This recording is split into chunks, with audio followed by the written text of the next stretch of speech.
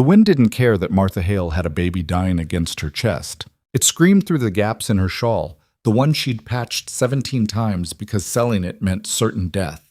And it found every exposed inch of skin with the precision of something that understood exactly how close she was to breaking. Her boots, too thin, held together with wire and hope, crunched through snow that had turned to ice overnight, each step a small agony that barely registered anymore. Pain was just another companion now, like hunger, like fear, like the terrible silence coming from the bundle pressed against her body. Rosie hadn't cried in hours. That should have been a relief. A quiet baby was easier to carry through town, easier to pretend didn't exist when you were trying to maintain some shred of dignity. But Martha knew better. The silence was wrong. Newborns were supposed to scream, supposed to demand the world's attention with the furious insistence of something that refused to be ignored.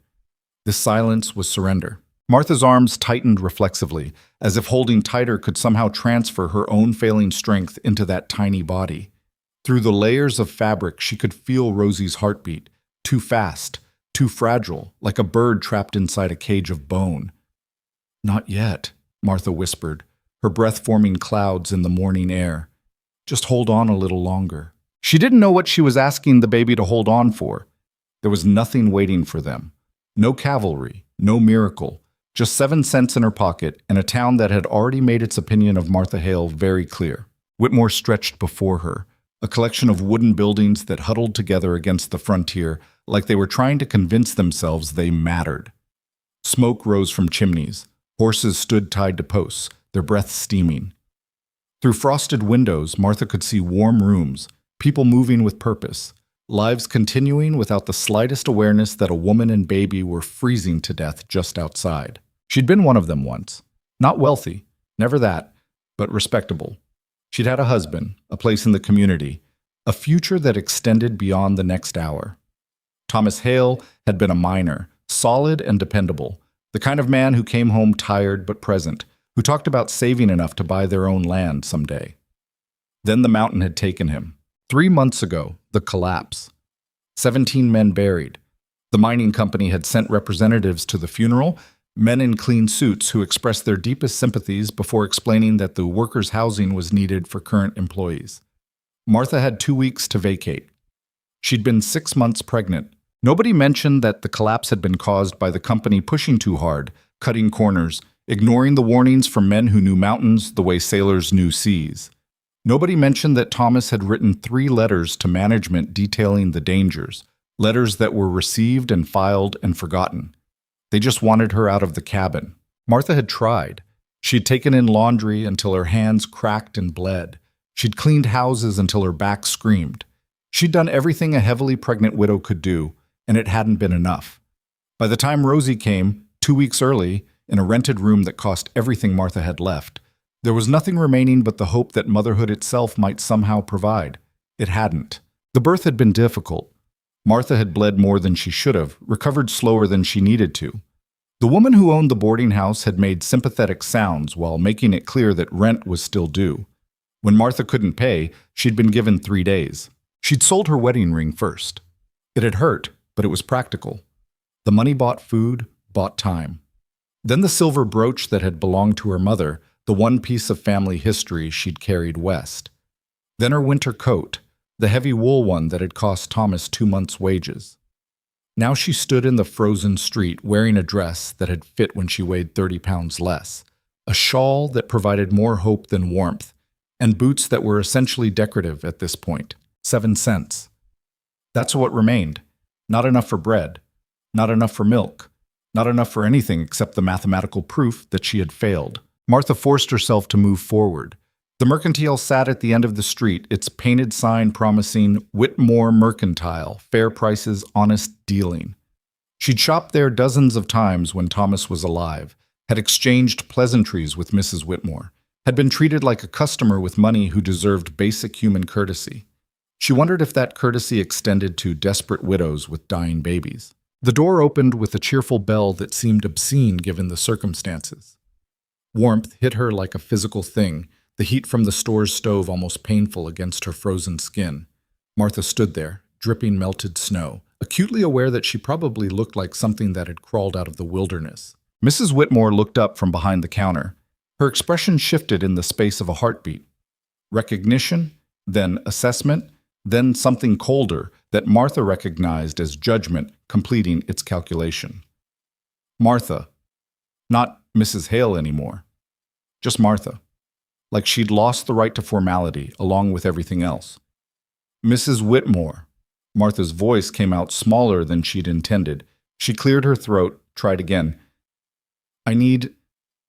I was hoping. The word stuck. How did you beg? What were the right phrases to convince someone to help when they'd already decided you weren't worth it? Behind the counter, Mr. Whitmore appeared from the back room, carrying a crate. He set it down, glanced at Martha, and his face settled into the neutral expression of someone who'd already made up his mind to be unhelpful, but wanted to maintain plausible deniability about it. "We're running a business here, Martha," he said, not unkindly, but not kindly either. "Not a charity." "I know that." Martha clutched Rosie tighter. "I'm not asking for charity. I can work. I can clean. I can organize stock. We don't need help." Mrs. Whitmore's voice had that particular tone that women used when they wanted to sound sympathetic while being the opposite. "Times are hard for everyone." Martha looked around the store. Shelves full of goods. Barrels of flour and sugar. Canned milk sitting right there, close enough to touch. Her daughter was starving, and there was food everywhere, separated from them by nothing but the arbitrary rules of commerce and compassion. "Please," the word came out broken. "My baby needs milk. She hasn't eaten properly in days. I just need—" "Perhaps you should have thought about that before." Mrs. Whitmore trailed off, but the implication hung in the air like smoke. Before what? Before your husband died? Before you got pregnant? Before you failed to magically produce money from nothing? "I have 7 cents. Martha pulled the coins from her pocket, held them out like they might transform into something valuable through sheer desperation. "What can I get for 7 cents? Mr. Whitmore didn't even look at the money. "That won't buy a can of milk, I'm afraid." The store wasn't empty. 3 other customers had stopped their shopping to watch the scene unfold. Martha recognized 2 of them, women she'd spoken with at church, women who'd smiled and commented on her pregnancy back when Thomas was alive. They weren't smiling now. She could see it in their faces, the same calculation Mrs. Whitmore had performed. They were looking at her size, at her worn dress, at the way poverty had marked her as something other. She'd always been heavy, even before pregnancy, even in better times. But when you had money, people called it sturdy or healthy. When you were begging, it became evidence of moral failure. Why should we help someone who clearly doesn't help themselves? The unspoken question lived in every glance. "I can work off the debt," Martha tried again, hating the pleading tone in her voice. "Whatever it costs, I'll work for you. I'll do anything." "We don't," Mrs. Whitmore started. "Please," Martha's voice cracked. "She's dying. My baby is dying, and you have food right there, and I'm begging you." "Lower your voice." Mr. Whitmore's tone sharpened. "You're disturbing other customers." Martha looked at the 3 women watching. They looked away, suddenly fascinated by canned goods and fabric bolts. Not their problem. Not their responsibility. "I just need milk," Martha whispered. "Just enough for a few days. I'll find a way to pay you back, I swear." "We can't help you." Mrs. Whitmore's voice had gone completely flat now, the pretense of sympathy abandoned. "I'm sorry, but that's final." Rosie stirred against Martha's chest, a small movement that might have been protest, or might have been the body's last attempt to fight before giving up entirely. The baby made a sound, not quite a cry, more like air escaping. Martha pressed her hand against the bundle, feeling for that fragile heartbeat, terrified it might have stopped. "You should go to the church," one of the watching women offered, her voice carrying that helpful tone people used when they wanted credit for caring without actually doing anything. "Pastor Dennison sometimes has resources for situations like yours." Situations like yours. Code for poverty we'd prefer not to acknowledge. Martha had already been to the church. Pastor Dennison had prayed over her, had expressed sincere hope that the community would rally to help, and had ultimately produced nothing except spiritual encouragement and the suggestion that perhaps this was part of a larger plan she couldn't yet understand. You couldn't feed a baby on larger plans. Right. Martha's voice sounded distant, like it belonged to someone else. "Thank you for your time." She turned toward the door, each movement mechanical. The 7 cents went back in her pocket. Her empty hands returned to supporting Rosie's weight. Her feet started moving before her brain fully engaged with where they were going or what she was going to do next. Behind her, conversation resumed. The women went back to shopping. Life continued for people who had the luxury of not dying. The cold outside felt different now. Before it had been an enemy. Now it was just factual. This is how winter works. This is how people freeze. This is how babies die when their mothers can't provide. Martha stood in the street, snow falling around her, and felt something inside her shut down. Not grief? Not yet. Grief required energy she didn't have. This was simpler. This was acceptance. She'd tried everything. She'd begged everyone. She'd degraded herself in every possible way, and it hadn't mattered. Rosie was going to die. Martha was probably going to die too, though that seemed less important somehow. She should find somewhere warm for it to happen. Not warm maybe, but sheltered. Somewhere Rosie wouldn't spend her last hours in the screaming wind. There was a stable at the edge of town, she remembered. They might not notice 2 more bodies until spring.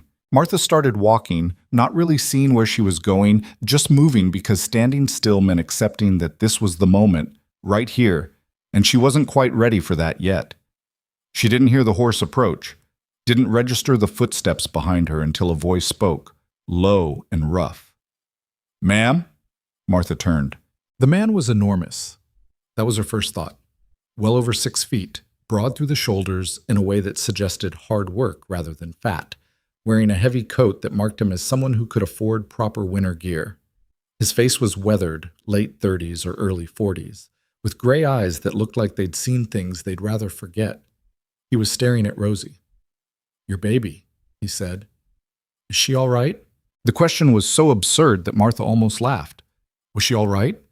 No, obviously not. She was dying because Martha had failed her in every possible way, and the world had decided they were both disposable. But what came out was, "She needs milk." The man's jaw tightened. He glanced toward the mercantile, then back at Martha, and something in his expression shifted. Not pity. Martha was sick of pity. This was something harder, something that looked like recognition. "Come with me," he said. Martha didn't move. Strange men didn't help widows out of kindness. Everyone wanted something. Everyone had an angle. She'd learned that lesson thoroughly over the past 3 months. "I'm not," she started. "I'm going into that store," the man interrupted, his voice carrying an edge now. "I'm buying milk and whatever else a baby needs. You can either come with me or you can stand here and freeze. Your choice." He didn't wait for an answer.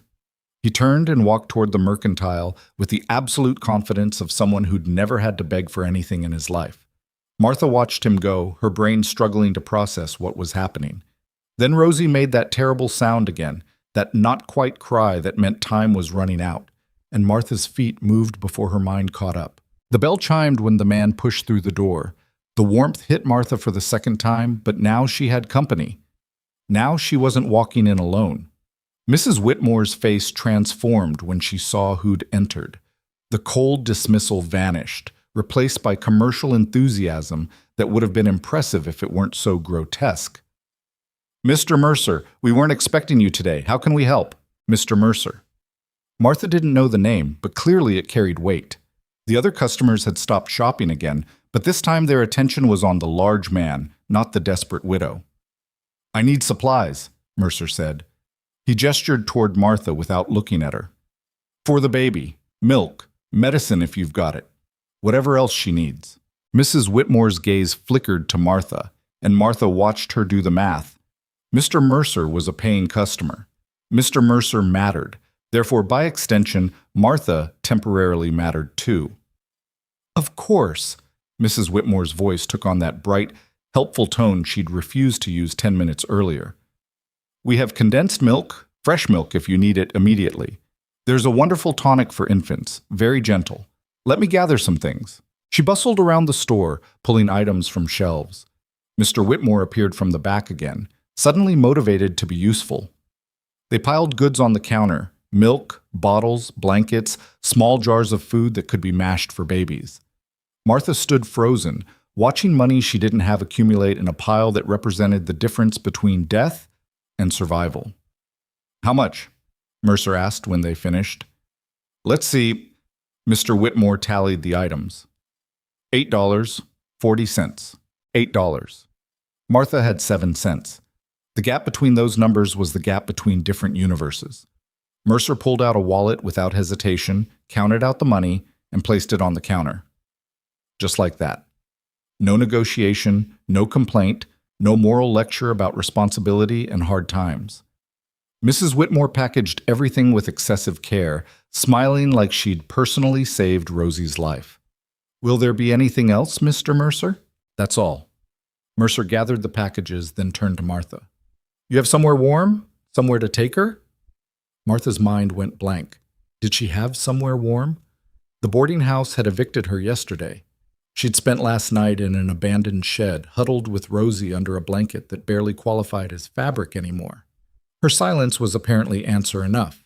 Mercer's expression hardened, though Martha didn't think the anger was directed at her. "Right. Come on." He walked out of the store. Again, he didn't wait to see if she'd follow. Martha looked at Mrs. Whitmore, who was carefully not meeting her eyes now that the transaction was complete and she had to acknowledge what had just happened. Then Martha followed Mercer into the cold. His wagon sat at the end of the street, hitched to 2 horses that looked better fed than most of the town's children. Mercer loaded the supplies into the back, then turned to Martha. "Get in." It wasn't a request.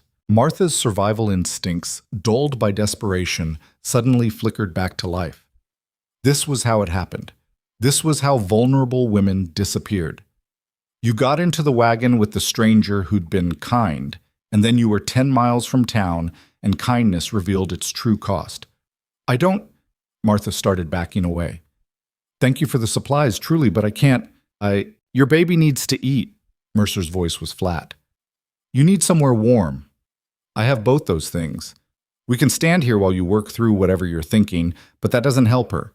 He gestured toward Rosie, and Martha instinctively pulled the bundle closer. "I have a ranch," Mercer continued, 10 miles north. There's a house, heat, food, no one else there. You can stay until you figure out what you're doing next." "Why?" The question burst out before Martha could stop it. "Why would you help me? You don't know me. You don't owe me anything." Something passed across Mercer's face, something that looked like old pain wearing new clothes. "I had a wife," he said quietly, "and a son. Few years back. Blizzard came early. I was in town getting supplies. By the time I got home—" He stopped, jaw working. "Doctor said if someone had been there, if they'd had food, warmth, help, maybe things would have been different." He looked at Rosie again. "I can't change what happened to them, but I can make sure it doesn't happen to you." The wind picked up, screaming down the street, and Rosie whimpered weakly against Martha's chest. Martha looked at the wagon, at Mercer, at the packages of supplies that meant life. She thought about the shed she'd slept in last night, the way frost had formed on the inside of the walls, the absolute certainty that Rosie wouldn't survive another night like that. She thought about trust, about survival, about the fact that sometimes the dangerous choice was the only choice that wasn't guaranteed death. "Okay," she whispered. Mercer nodded once, then helped her into the wagon with surprising gentleness for a man his size. He made sure she was settled, made sure the blankets were arranged to block the wind, then climbed up front and took the reins. The horses started moving, pulling them away from Whitmore, away from the people who'd watched her beg and done nothing, away from everything familiar. Martha clutched Rosie and tried not to think about what she'd just agreed to, tried not to think about what happened to women who trusted strange men, tried not to think about anything except the fact that her daughter was still breathing, and for right now, in this moment, that had to be enough. Behind them, Whitmore disappeared into the snow. Ahead, the frontier stretched endless and white, and somewhere in the distance, Black Ridge Ranch waited. The wagon wheels cut through snow that had started falling harder, each rotation taking them further from anything Martha recognized. She sat in the back, wedged between supply crates and burlap sacks, with Rosie pressed against her chest and fear sitting like ice in her stomach. The wind had teeth out here, away from the buildings that broke its force. It found every gap in her shawl, every exposed inch of skin, reminding her exactly how vulnerable she was. Caleb Mercer hadn't spoken since they'd left town. He sat up front, shoulders hunched against the weather, hands steady on the reins. Martha watched the back of his head and tried to decide if she'd made the worst mistake of her life or the only choice that gave them a chance. The thing about desperation was that it made terrible decisions look reasonable. After 20 minutes, Rosie started crying. Not the weak sounds from earlier, real cries, angry and insistent. Martha fumbled with the packages Mercer had bought, trying to open the milk with hands that shook from cold and adrenaline. The bottle rolled away from her numb fingers, and she grabbed for it too late, watching it slide toward the edge of the wagon bed. A large hand caught it before it disappeared over the side. Mercer had turned without her noticing, his arm extended back between the seat and the wagon bed. He held the bottle out to her, his face unreadable. "Thank you," Martha whispered, taking it. He turned back without answering. Martha got the bottle open on the third try, her fingers clumsy with cold. The milk sloshed as the wagon hit a rut, and she nearly dropped everything again before managing to get the nipple into Rosie's searching mouth. The baby latched on with desperate strength, and Martha felt something in her chest unclench slightly. Not relief. She was too far from relief for that. But watching Rosie drink was proof that they'd bought a little more time, that the 7 cents and the stranger and the wagon ride into unknown territory had at least accomplished something immediate and real. "She eating?" Mercer's voice carried back over the wind. "Yes?" "Good." That was the entire conversation for another mile. The landscape changed as they traveled, the scattered buildings giving way to open country that stretched white and endless. Martha had lived near Whitmore for 2 years, but she'd never been this far out. Thomas had talked about the ranches that existed in the valley beyond town, operations that ran hundreds of cattle and employed whole crews. She'd pictured something civilized when he'd described them, but looking around now, all she saw was emptiness. What the hell had she been thinking, getting into a wagon with a stranger? How much further? Her voice sounded small against the wind. 5 miles, maybe? Mercer glanced back. "You warm enough?" Was she warm enough? Martha almost laughed. She hadn't been warm in months, but she understood what he was really asking. Was she going to freeze to death before they arrived? "I'm fine." It was such an obvious lie that neither of them pretended to believe it. Mercer pulled the wagon to a stop. He climbed down, walked to the back, and started rearranging supplies. Before Martha could ask what he was doing, he pulled out a heavy blanket, one of the ones he'd bought at the mercantile, and draped it over her shoulders. "For the baby," he said gruffly, like he needed to justify the kindness. "Can't have her catching cold." Martha pulled the blanket tight, the wool thick and warm in a way she'd almost forgotten was possible. Rosie kept drinking, oblivious to the entire situation, focused only on the immediate problem of hunger. Mercer returned to the driver's seat, and the wagon lurched forward again. Martha studied him as they traveled, trying to understand what she'd gotten herself into.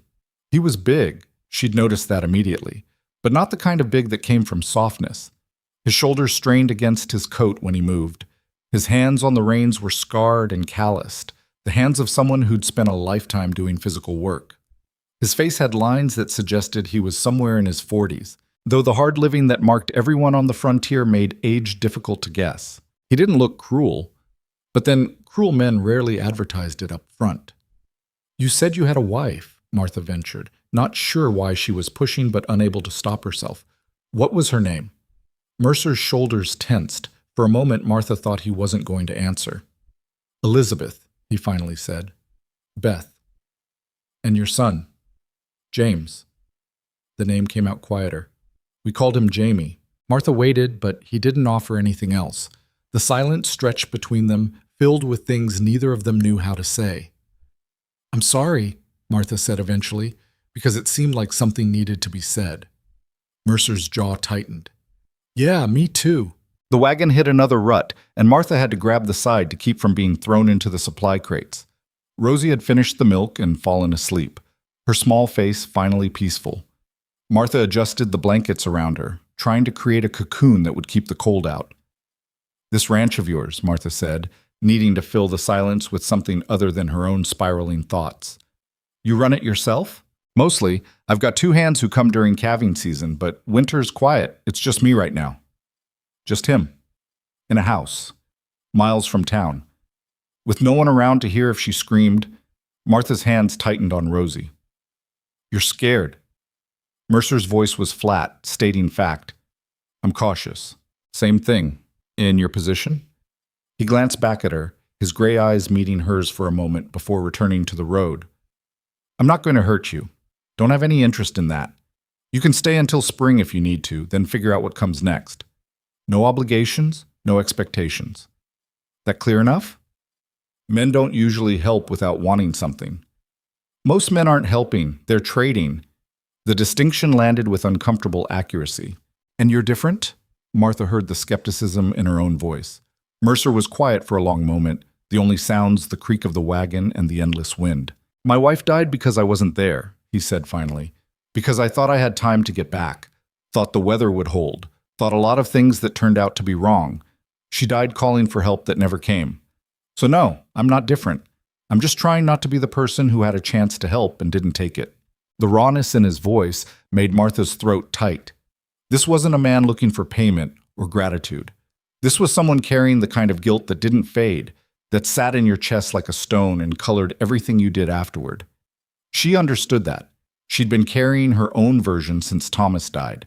Since she'd failed to keep them afloat, failed to protect Rosie, failed at every turn to be the kind of woman who could survive without a man to smooth the way. How long ago? Martha asked. Your wife. 3 years. Blizzard came in November. Early, even for here. I thought I could make it to town and back before it hit. I was wrong. 3 years. And he still lived in the house where it happened, still kept the ranch running, still moved through days that must feel like punishment disguised as routine. I'm sorry, Martha said again, knowing how inadequate the words were. You said that already. I meant it both times. Something that might have been a smile flickered across Mercer's face, gone too quickly to be sure. The landscape shifted as they traveled, rolling hills giving way to a valley that stretched between low mountains. Snow covered everything, but Martha could see the bones of the land underneath, the way it folded and rose, the dark lines that marked where creeks probably ran in warmer months, the scattered stands of trees that provided the only break in the endless white. It was beautiful in a hostile sort of way, the kind of beauty that killed you if you weren't careful. There, Mercer said, pointing. Martha followed his gesture and saw buildings emerging from the snow. A house larger than she'd expected, 2 stories with a wide porch, a barn that looked solid and well-maintained, smaller outbuildings scattered around the property, fences marking corrals and pastures, though most were buried under snowdrifts. Black Ridge Ranch. It looked isolated. It looked lonely. It looked like the kind of place where someone could disappear and no one would ever know. Martha's pulse picked up as they approached. The horses seemed to recognize home, their pace quickening slightly as they pulled the wagon up to the house. Mercer set the brake and climbed down, his movements efficient and practiced. He came around to the back of the wagon and held out his hand to help Martha down. She stared at that hand, scarred and calloused and large enough to circle her throat without effort. I can manage, she said. Mercer's hand dropped. Suit yourself. Martha climbed down awkwardly, trying to hold Rosie and navigate the wagon bed at the same time. She nearly fell when her numb feet hit the snow, catching herself at the last second and clutching Rosie tighter. Mercer didn't comment. He just started unloading supplies, carrying them toward the house in efficient loads. Martha stood in the snow, holding her sleeping daughter, looking at the house that might be shelter or might be prison, and tried to decide if walking through that door was the smartest thing she'd done in months or the stupidest thing she'd do in her life. You coming? Mercer called from the porch. Door's open. Warm inside. Warm inside. Those 2 words carried more weight than they should have. Martha took a breath and followed him up the steps. The door opened into a main room that took up most of the first floor. A fireplace dominated one wall, stone and substantial, with a fire already burning low. Furniture sat arranged with the kind of practicality that said a man lived here, functional rather than decorative. Everything was clean but worn, the kind of worn that came from years of use rather than neglect. Heat hit Martha like a wave, and she actually gasped at the shock of it. Real warmth, the kind that sank into your bones, the kind she'd almost forgotten existed. Sit, Mercer gestured toward a chair near the fire. I'll get the rest of the supplies. Martha sat because her legs were shaking, and because she wasn't sure she could keep standing. Rosie stirred against her chest, making small sounds that weren't quite crying.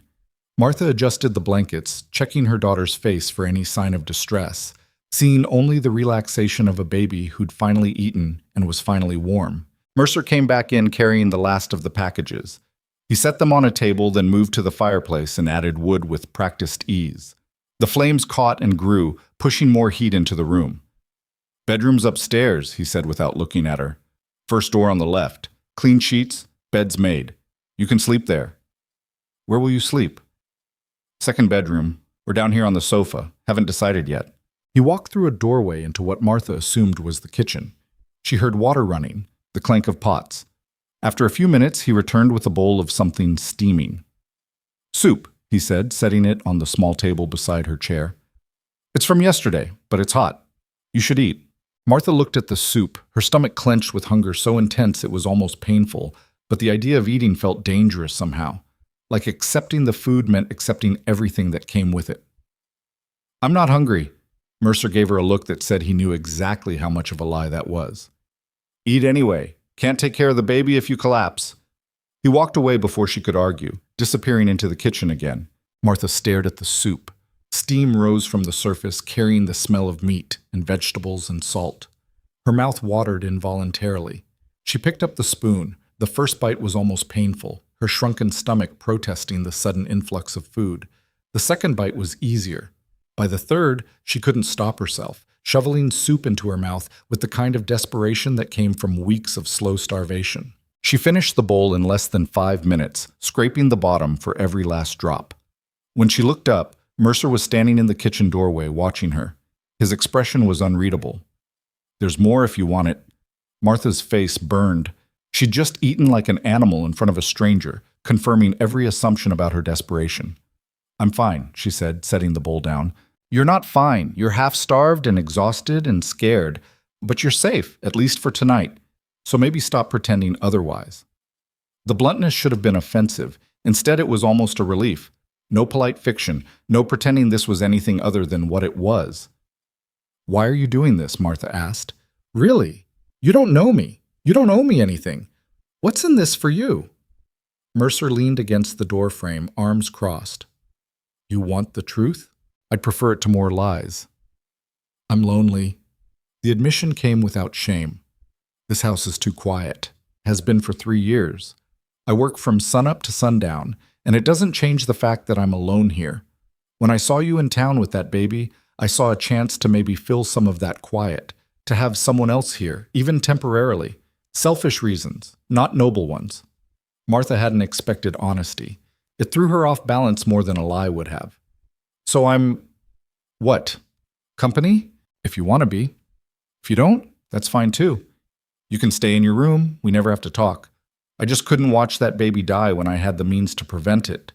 Rosie chose that moment to wake up, her small face scrunching in preparation for crying. Martha automatically started the rocking motion that sometimes soothed her, patting her back gently. "She'll need to eat again soon," Martha said. "I'll heat some milk." Mercer pushed off the doorframe.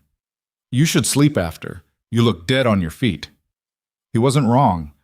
Now that she was warm and fed, exhaustion was crashing over Martha in waves. She couldn't remember the last time she'd slept more than an hour at a time. Mercer returned with a bottle of warm milk. Martha fed Rosie while he moved around the room, lighting lamps, banking the fire to last through the night, doing the small domestic tasks that made a house functional. It felt surreal, sitting in this stranger's home, feeding her baby his milk, watching him move around with the kind of casual domesticity that suggested this was normal. Nothing about this was normal. Rosie finished eating and fell back asleep almost immediately, her small body finally content. Martha held her, feeling the baby's warmth, the steady rhythm of her breathing. "Bedroom's ready when you are," Mercer said. "I'll show you." He led her upstairs, carrying one of the lamps. The stairs creaked under his weight, familiar sounds of a house settling into itself. At the top, a hallway stretched with 3 doors visible. Mercer opened the first one. The bedroom was simple but clean.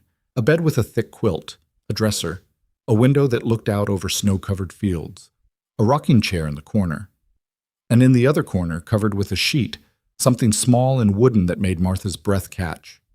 A cradle. Mercer saw her looking, his jaw tightened. "I can move it," he said roughly. "Should have thought of that before." "No," Martha surprised herself. "Leave it. She needs somewhere to sleep that's not on me. Mercer nodded once, set the lamp on the dresser, and walked to the door. I'm down the hall if you need anything. Second door, just knock. He paused in the doorway, his large frame filling it. Thank you, Martha said, the words inadequate but necessary. Get some sleep. We'll figure out the rest tomorrow. He closed the door behind him, and Martha heard his footsteps retreat down the hall. She stood in the middle of the room, holding Rosie, looking at the bed that promised actual sleep, the cradle that suggested someone had once prepared this room with hope, the whole space that represented safety she hadn't earned and wasn't sure she deserved. Martha walked to the cradle and pulled the sheet off. Underneath, the wood was smooth and polished, the work of someone who'd put care into building it.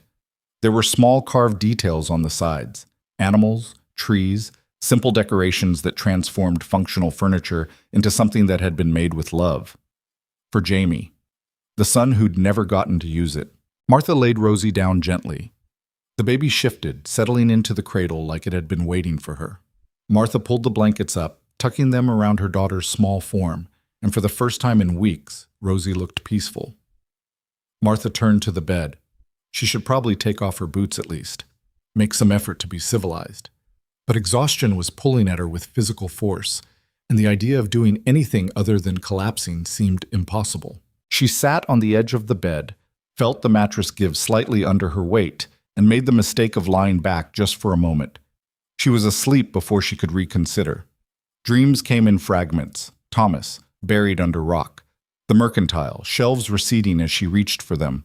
Cold that seeped into everything. Rosie crying, always crying, the sound fading no matter how hard Martha tried to reach her. She woke in darkness, disoriented and panicking. Where was she? Where was Rosie? Then the room came into focus in the dim light from the dying lamp. The cradle, the window showing darkness outside, the unfamiliar but solid walls around her. Black Ridge Ranch, Mercer's house. Safe, at least for now. Martha rolled over and checked the cradle. Rosie slept peacefully, her small chest rising and falling with steady breaths. Martha let out a breath she hadn't known she was holding. The house was quiet around her, the kind of quiet that came from isolation and snow and distance from everything else. Martha lay in the darkness, listening to that quiet, trying to reconcile where she'd been this morning with where she was now. This morning she'd been counting 7 cents and preparing to die. Tonight, she was in a warm bed, her daughter fed and sleeping, safe for the first time in months, and she had no idea what came next. Eventually, she slept again, deeper this time, her body finally accepting that it didn't have to stay vigilant, that maybe, just for tonight, she could let go.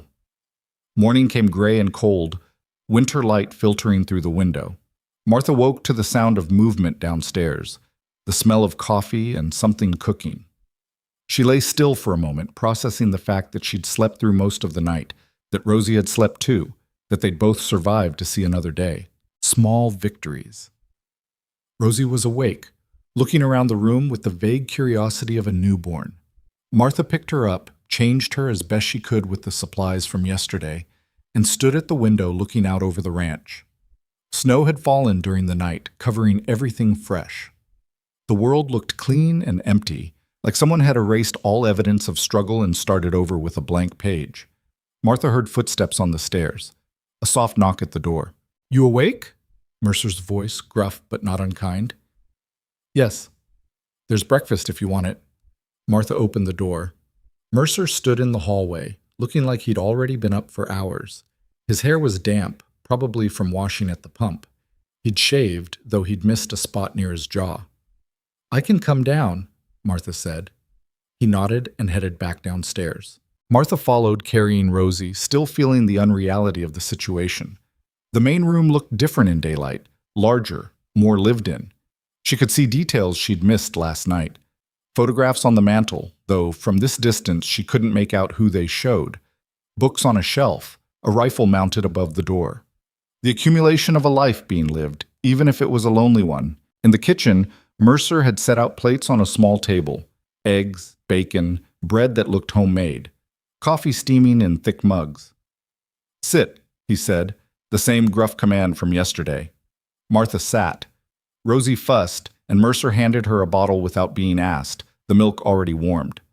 They ate in silence, Martha trying not to wolf down the food the way she had with the soup. Mercer focused on his plate like eating was just another task to complete. "I'll need to check the cattle today," Mercer said eventually. "Make sure they're all right after last night's snow. You can stay here, keep the fire going. There's food in the pantry if you get hungry." "How long will you be gone?" "Few hours, probably." He glanced at her, then away. "You'll be safe here. No one comes out this way in winter." Martha nodded, not sure what else to say. Mercer finished eating, drained his coffee, and stood. He pulled on his heavy coat, settled his hat, and walked to the door. He paused there, hand on the frame. "I meant what I said yesterday. You're safe here. I don't have expectations beyond giving you and the baby a warm place until you figure out what's next." "I know." Martha surprised herself by meaning it. Mercer nodded once and headed out into the snow. Martha watched through the window as he walked toward the barn, a large figure moving through white landscape until he disappeared from view. Then she was alone in the house with her daughter and the quiet that Mercer had said he was trying to fill. She spent the morning exploring carefully, not snooping, but familiarizing herself with the space. The kitchen was well stocked, the pantry holding more food than Martha had seen in months. The main room had those photographs on the mantel, a younger Mercer with a woman who must have been Elizabeth, both of them smiling. Another photo showed a baby, presumably Jamie, captured in one of those brief moments before everything went wrong. Martha looked away quickly, feeling like she was intruding on private grief. Upstairs, she fed Rosie again, changed her, rocked her back to sleep. Then, because she couldn't sit still, she started cleaning. Not because the house was dirty, it wasn't, but because she needed to do something, needed to feel useful, needed to justify her presence here with something other than desperation. She washed dishes from breakfast, swept floors that didn't need sweeping, organized supplies that were already organized. She was folding blankets when she heard the door open downstairs. Mercer stamped snow off his boots, hung up his coat, and stopped when he saw what she'd done. "You didn't have to clean." "I needed to do something." He looked around the room, taking in the small changes her nervous energy had created, and something in his expression shifted. "Appreciate it," he said quietly. That night followed the same pattern as the one before. Mercer cooked. Simple food, but plenty of it. They ate mostly in silence. Martha fed Rosie. They existed in the same space without demanding much from each other. It should have been uncomfortable. Instead, it was almost peaceful. The pattern held for 3 days. Mercer worked outside. Martha stayed in, caring for Rosie and finding small ways to be useful. They spoke little, but the silences weren't hostile. They were just two people living in proximity, each dealing with their own damage. On the 4th day, Martha woke to find snow falling heavily outside, the kind of storm that turned the world white and made travel impossible. She went downstairs to find Mercer already up, staring out the window with a concerned expression. "Bad?" she asked. "Getting there. We'll be snowed in for a few days probably." The word should have alarmed her, trapped in an isolated ranch with a man she barely knew. But instead, Martha felt almost relieved. If they were snowed in, it meant she didn't have to make decisions about what came next. The storm decided for her. That day, trapped inside together, they finally started talking. It began simply enough. Mercer was fixing something at the table, a broken harness that needed mending, and Martha was nearby with Rosie. "She's getting stronger," Mercer observed, watching the baby. "The food helps. The warmth. Not worrying every second that she's going to stop breathing." "What will you do? After, I mean." Martha had been avoiding that question. "I don't know. Find work somewhere, I suppose. Though that's easier said than done with a baby." "You have family anywhere?" "Thomas had a brother, Darren, but we didn't get along.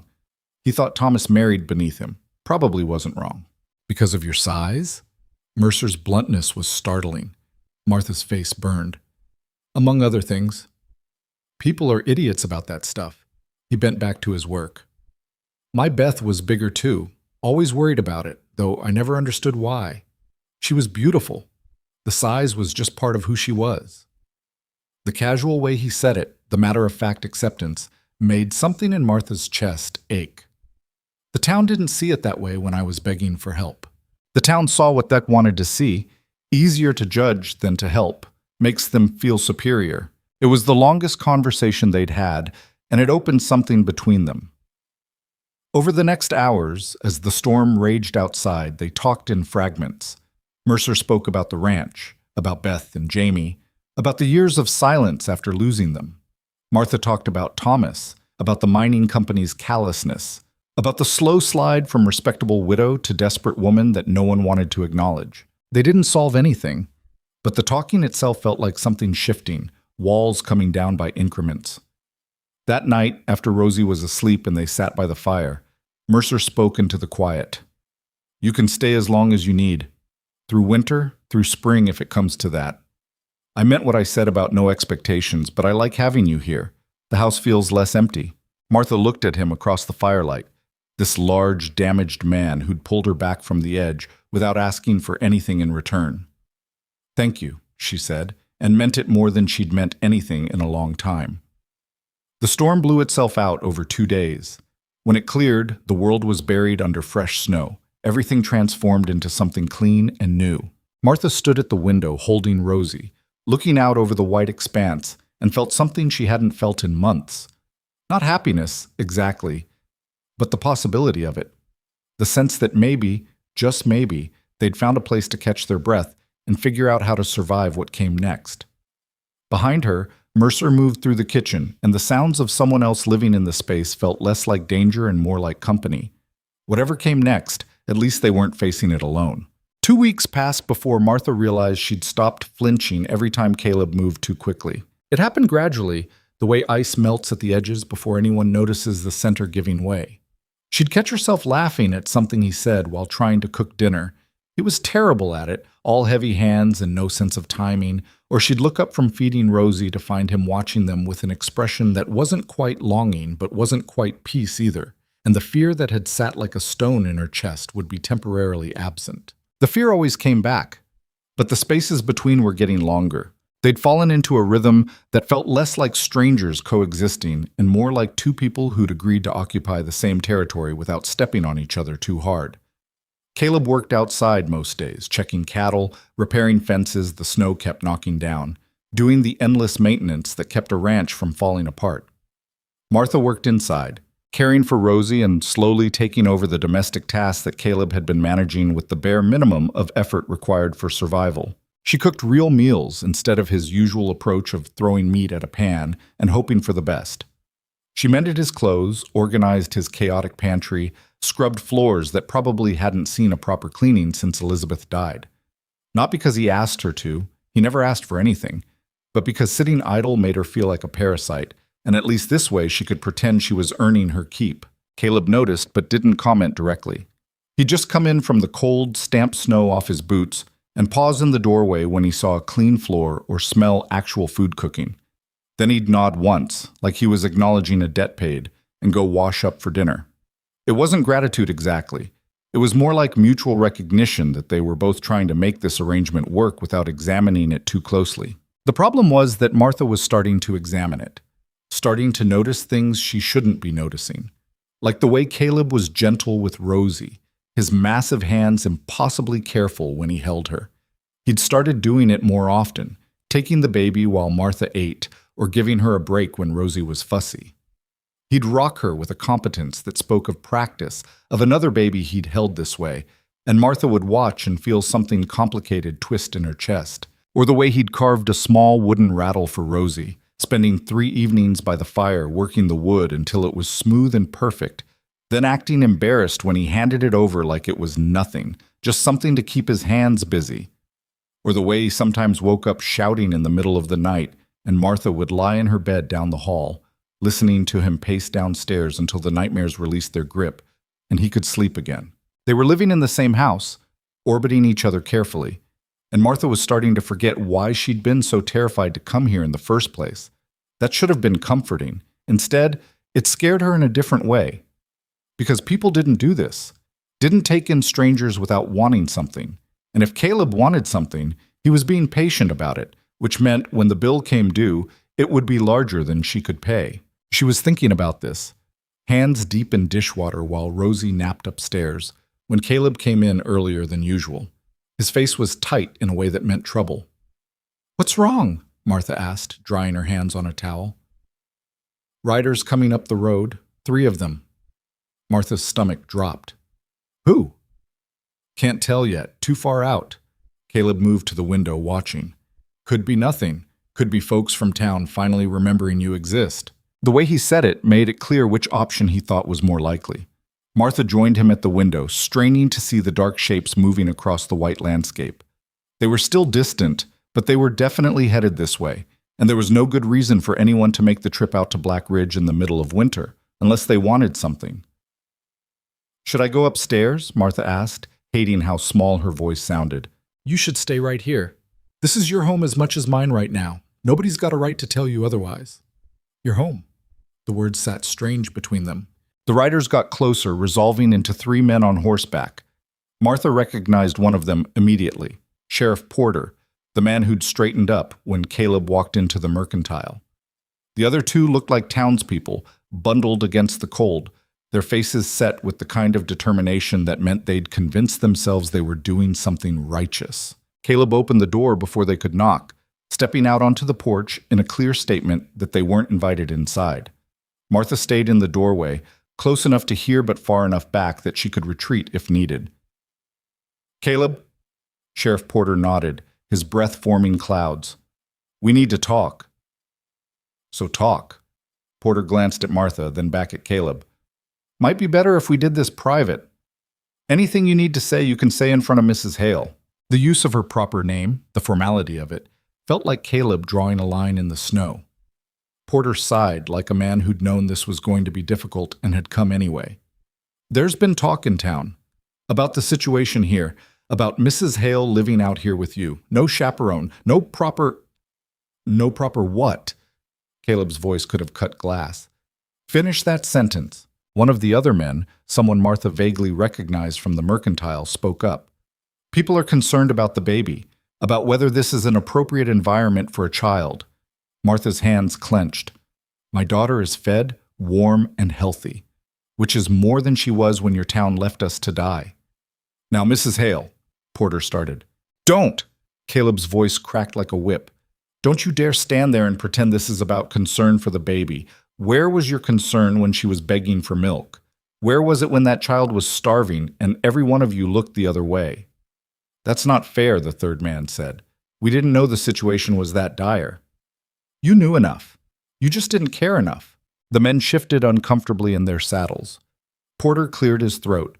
Regardless of what happened before, we have a responsibility to ensure the child's welfare now. And there are questions about propriety, about what kind of example. What kind of example? Martha stepped forward, something hot and angry flooding through her veins. You want to talk about examples?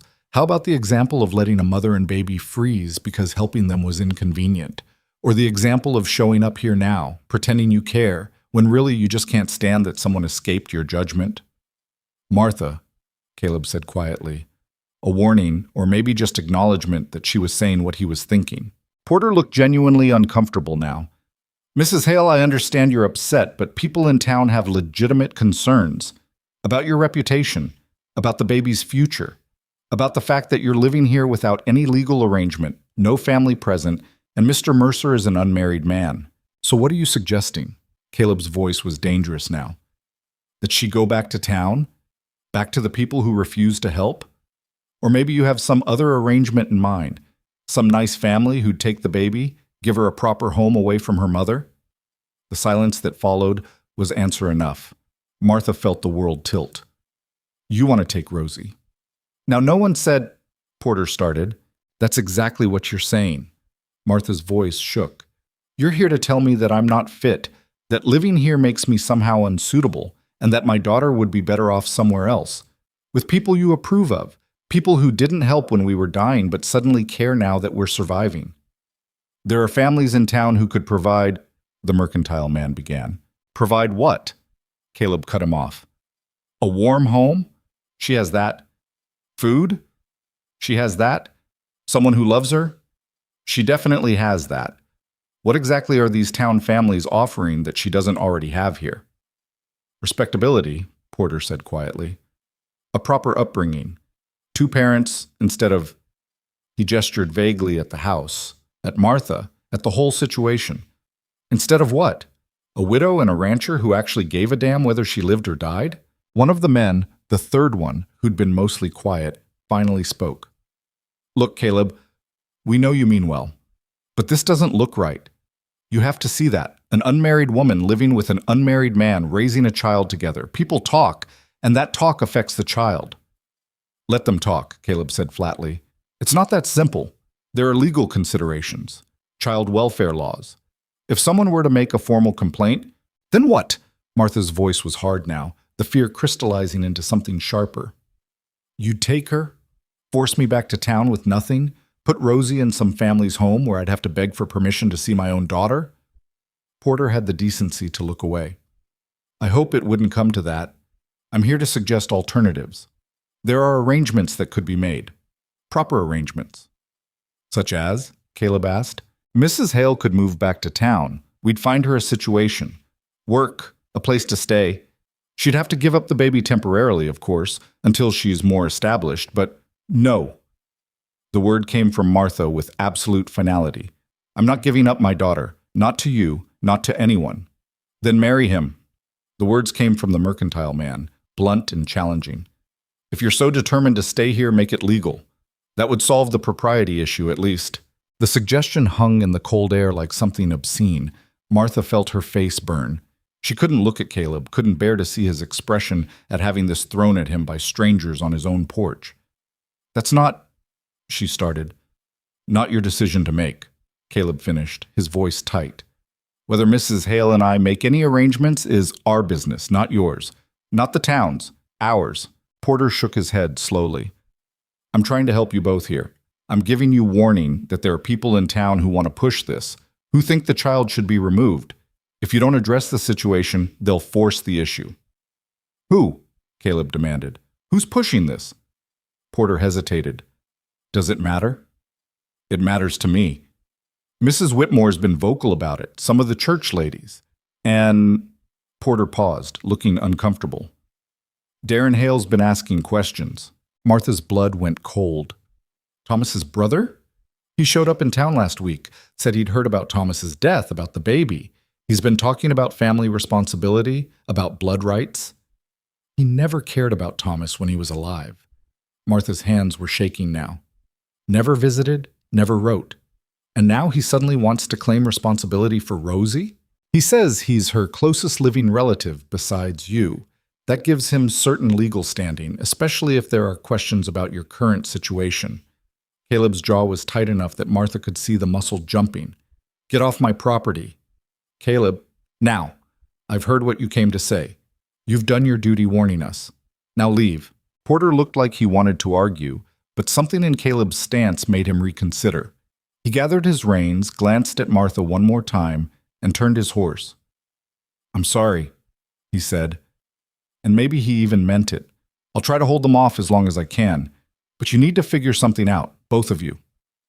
The three riders turned and headed back down the road, their dark shapes gradually disappearing into the white landscape. Caleb stood on the porch, watching them go, his hands clenched at his sides.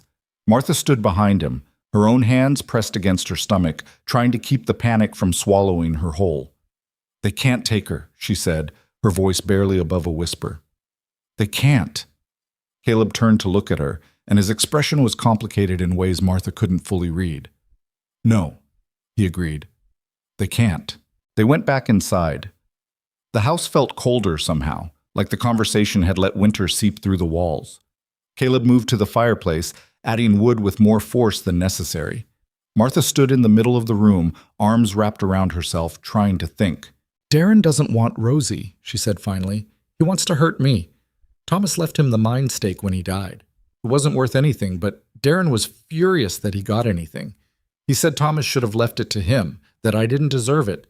He'd take Rosie just to punish me for existing. Can he legally claim custody? I don't know. Maybe. He's Thomas's brother, and I'm just... She gestured at herself, at the house, at the whole impossible situation. Look at me. Look at where I am. A judge might think Darren would provide a more stable home.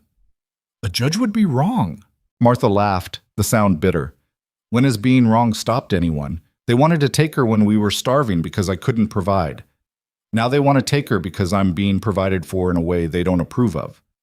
There's no winning this. Caleb was quiet for a long moment, staring into the fire. When he spoke, his voice was careful. That man, the one from the mercantile, what he suggested. Martha's face burned again. You don't have to. I'm not saying I have to. I'm saying it might solve the problem. The words fell between them like stones. Martha forced herself to look at him. You can't seriously be considering this. Why not? Caleb turned to face her fully. We're already living together, already taking care of Rosie together. All marriage would do is make it legal, make it so they can't touch her. Marriage is more than just legal paperwork, is it? Caleb's expression was hard to read. Seems to me marriage is whatever the people in it decide it is. It doesn't have to be traditional. Doesn't have to be anything we don't want it to be. Martha's mind raced. You're talking about a marriage of convenience to protect Rosie. I'm talking about making what we're already doing official so the town stops having grounds to interfere. It should have been offensive. Should have felt like another transaction, another arrangement where she was the one being traded. But looking at Caleb's face, Martha didn't see someone trying to take advantage. She saw someone trying to solve a problem the only way he knew how. What would you get out of this? She asked. Caleb shrugged. What I told you before. Company, someone to talk to. A child in the house again. Maybe that's selfish, but it's honest. And if I say no, then we figure something else out. I'm not going to force you into anything, Martha, but I think we both know what happens if we don't do something. They'll keep pushing until they find a judge who agrees with them, and then Rosie goes to Darren or some family in town, and you lose everything. The terrible thing was he was right. Martha moved to the window, looking out over the snow-covered ranch. A month ago, she'd had nothing. Now she had warmth, food, safety. She had a place where Rosie could grow up healthy. She had a man who'd shown her more kindness in a few weeks than her own community had in months, and all she had to do to keep it was agree to marry him. I need to think, she said. Take all the time you need. I'm not going anywhere. That night, Martha lay in bed staring at the ceiling, Rosie asleep in the cradle beside her. Her mind kept running through the same calculations, the same impossible math. If she said yes, she'd be safe. Rosie would be safe. Darren couldn't touch them. The town couldn't judge them. They'd have legal protection and the veneer of respectability that apparently mattered more than actual survival. But she'd also be trapped, married to a man she barely knew, tied to this ranch, this life, with no way out if things went wrong. What if Caleb changed? What if the kindness was just patience, waiting for her to be legally bound before showing his true nature? What if she was trading one kind of desperation for another? Except Caleb hadn't changed in the weeks she'd been here, hadn't demanded anything, hadn't pushed for more than she was willing to give. He'd been steady, reliable, present in a way that suggested this was just who he was, not an act waiting to drop. And maybe that was the biggest risk of all. Maybe the real danger wasn't that he'd turn cruel. Maybe it was that she was starting to trust him, starting to feel things that had nothing to do with gratitude or convenience, and marriage would just make it harder to protect herself when everything inevitably fell apart. Because things always fell apart. That was the one lesson Martha had learned thoroughly. She must have eventually fallen asleep because she woke to gray morning light and the sound of Caleb moving around downstairs. Rosie was awake, making small sounds, and Martha picked her up, changed her, fed her, moving through the routine that had become familiar. When she came downstairs, Caleb was at the stove, attempting breakfast. He looked up when she entered, his expression guarded. "Morning." "Morning." Martha settled into the chair with Rosie. They sat in silence while Caleb finished cooking, the only sound the pop of bacon in the pan. He set a plate in front of her, then sat down with his own. They ate without speaking, the quiet thick with everything unasked. Finally, Martha set down her fork. "If we did this," she said, not looking at him, "if we got married, what would you expect? What would change?" Caleb was quiet for a moment. "Nothing has to change. You keep your room, I keep mine. We keep doing what we're doing. You take care of the house, I run the ranch. We both take care of Rosie. The only difference is a piece of paper that says we're legal." "No expectations?" Martha forced herself to meet his eyes. "No marital obligations?" Understanding crossed his face, followed by something that might have been embarrassment. "No, not unless that's something you wanted, which I'm guessing it's not." "It's not? Then it's not part of the arrangement." Martha took a breath. And if I wanted to leave? Later, I mean. If this didn't work out? The question clearly hurt him, though he tried to hide it. Then we figure out how to make that work. I'm not trying to trap you, Martha. I'm trying to help. If that stops being what this is, then we end it. It should have been comforting. Instead, it just highlighted how transactional the whole thing was. A business arrangement disguised as a marriage. Protection in exchange for domestic labor and company. But what else was marriage anyway, especially on the frontier? Most women married for security. Most men married for help running their lives. Love was a luxury that came later if you were lucky. At least this way, everyone knew what they were getting into up front. Okay, Martha said. Caleb looked up sharply. Okay? Okay, I'll marry you. For Rosie. To keep her safe.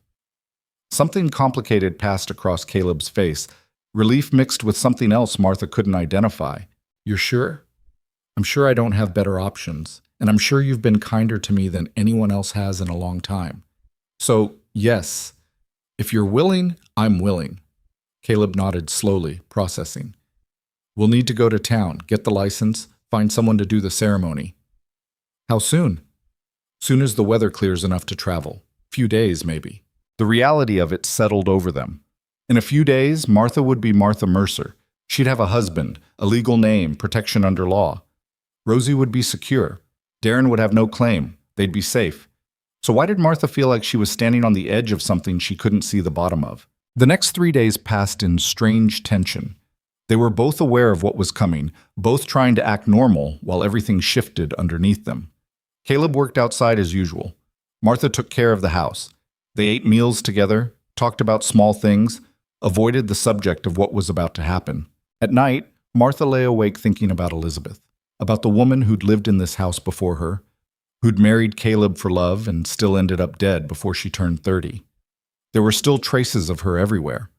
A shawl in the closet, a book on the shelf with her name written inside, the photographs on the mantel showing a woman who looked happy. Martha wondered what Elizabeth would think about this arrangement, about another woman moving into her space, taking her place in name only, caring for a house that had been built for love but was now just shelter. Would she be angry, sad? Or would she understand that sometimes survival required compromise, that not all marriages were the same, that maybe Caleb deserved some kind of company, even if it wasn't what he'd had before? Martha would never know. All she could do was try not to feel like an intruder in a dead woman's life. On the third day, the weather cleared. Caleb checked the roads and declared them passable. They'd leave in the morning, he said, get into town early, handle the paperwork, be back before dark. That night, Martha stood in the bedroom that would still be her bedroom even after she was married, holding Rosie and looking at the cradle that had been meant for Jamie, and tried to convince herself she was making the right choice. She had no better options. That was what it came down to. Marrying Caleb meant safety for Rosie, a roof over their heads, protection from Darren and the town's judgment. Not marrying him meant losing everything. It wasn't even really a choice. But standing there in the quiet, Martha couldn't shake the feeling that she was about to step into something that would change more than just her legal name. That once she said the words and signed the paper, there would be no going back to the moment before, when she and Caleb were just two damaged people sharing space without permanent obligation. After this, they'd be bound, for better or worse, in sickness and health, till death did them part. The words echoed in her head like a warning. Outside, the wind picked up, rattling the windows. Rosie stirred in her arms, then settled again, trusting in a way that Martha envied. Babies didn't worry about the future. They just existed in the moment, accepting care without questioning whether it would last. Martha wished she could do the same. But she was too old, too scarred, too aware of all the ways things could go wrong to trust anything completely. Even this. Even him. Especially this. Especially him. Because the worst part, the part Martha couldn't admit even to herself, was that somewhere in the past few weeks, Caleb Mercer had stopped being just the stranger who'd saved her. He'd become someone she looked for when she woke up, someone whose presence made the house feel less empty, someone who made her laugh with his terrible cooking and whose gentleness with Rosie made her chest ache. And marrying him while pretending it was just practical, just convenient, just for protection, that felt like the biggest lie of all. But what else could she do? Tell him the truth? that she was starting to care about him in ways that had nothing to do with gratitude, that the idea of being married to him terrified her, not because she didn't want it, but because she did.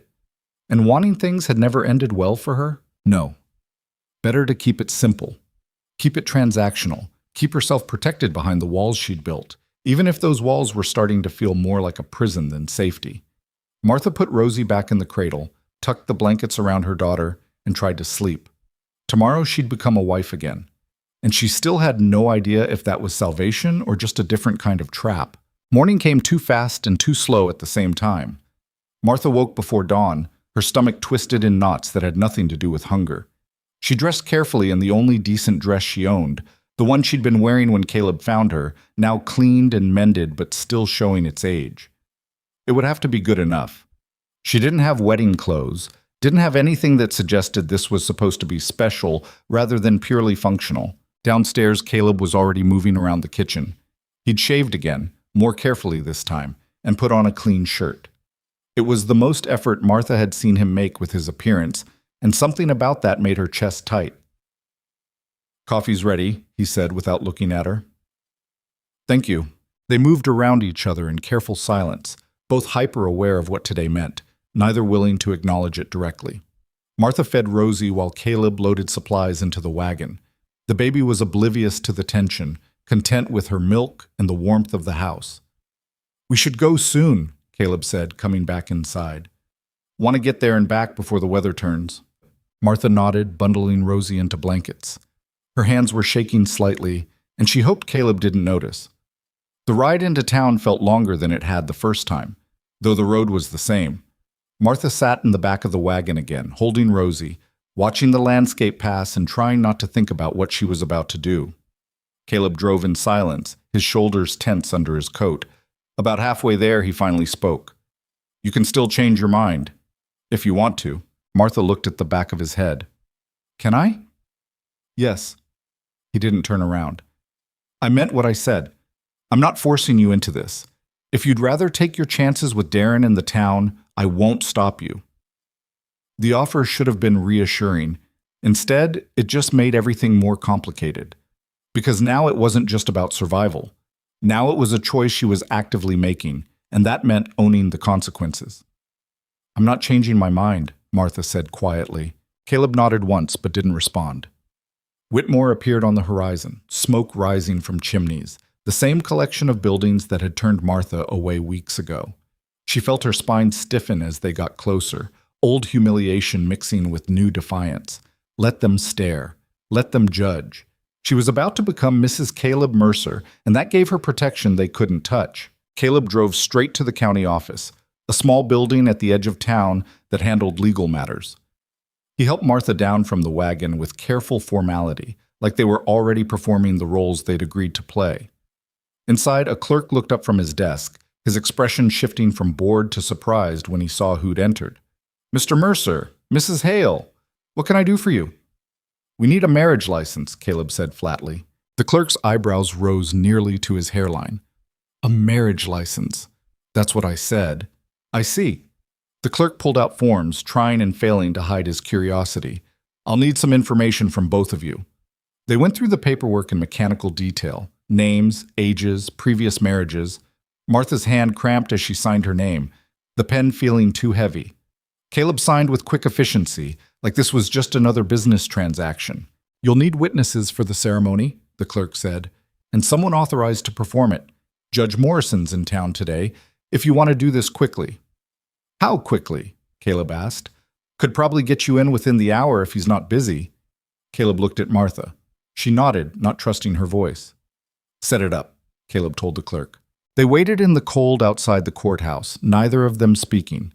Rosie fussed, and Martha rocked her automatically, the motion giving her something to focus on besides the ticking clock and the weight of what was coming. "You're sure about this?" Caleb asked for the third time. "Stop asking me that. I just want to make sure." "I'm sure."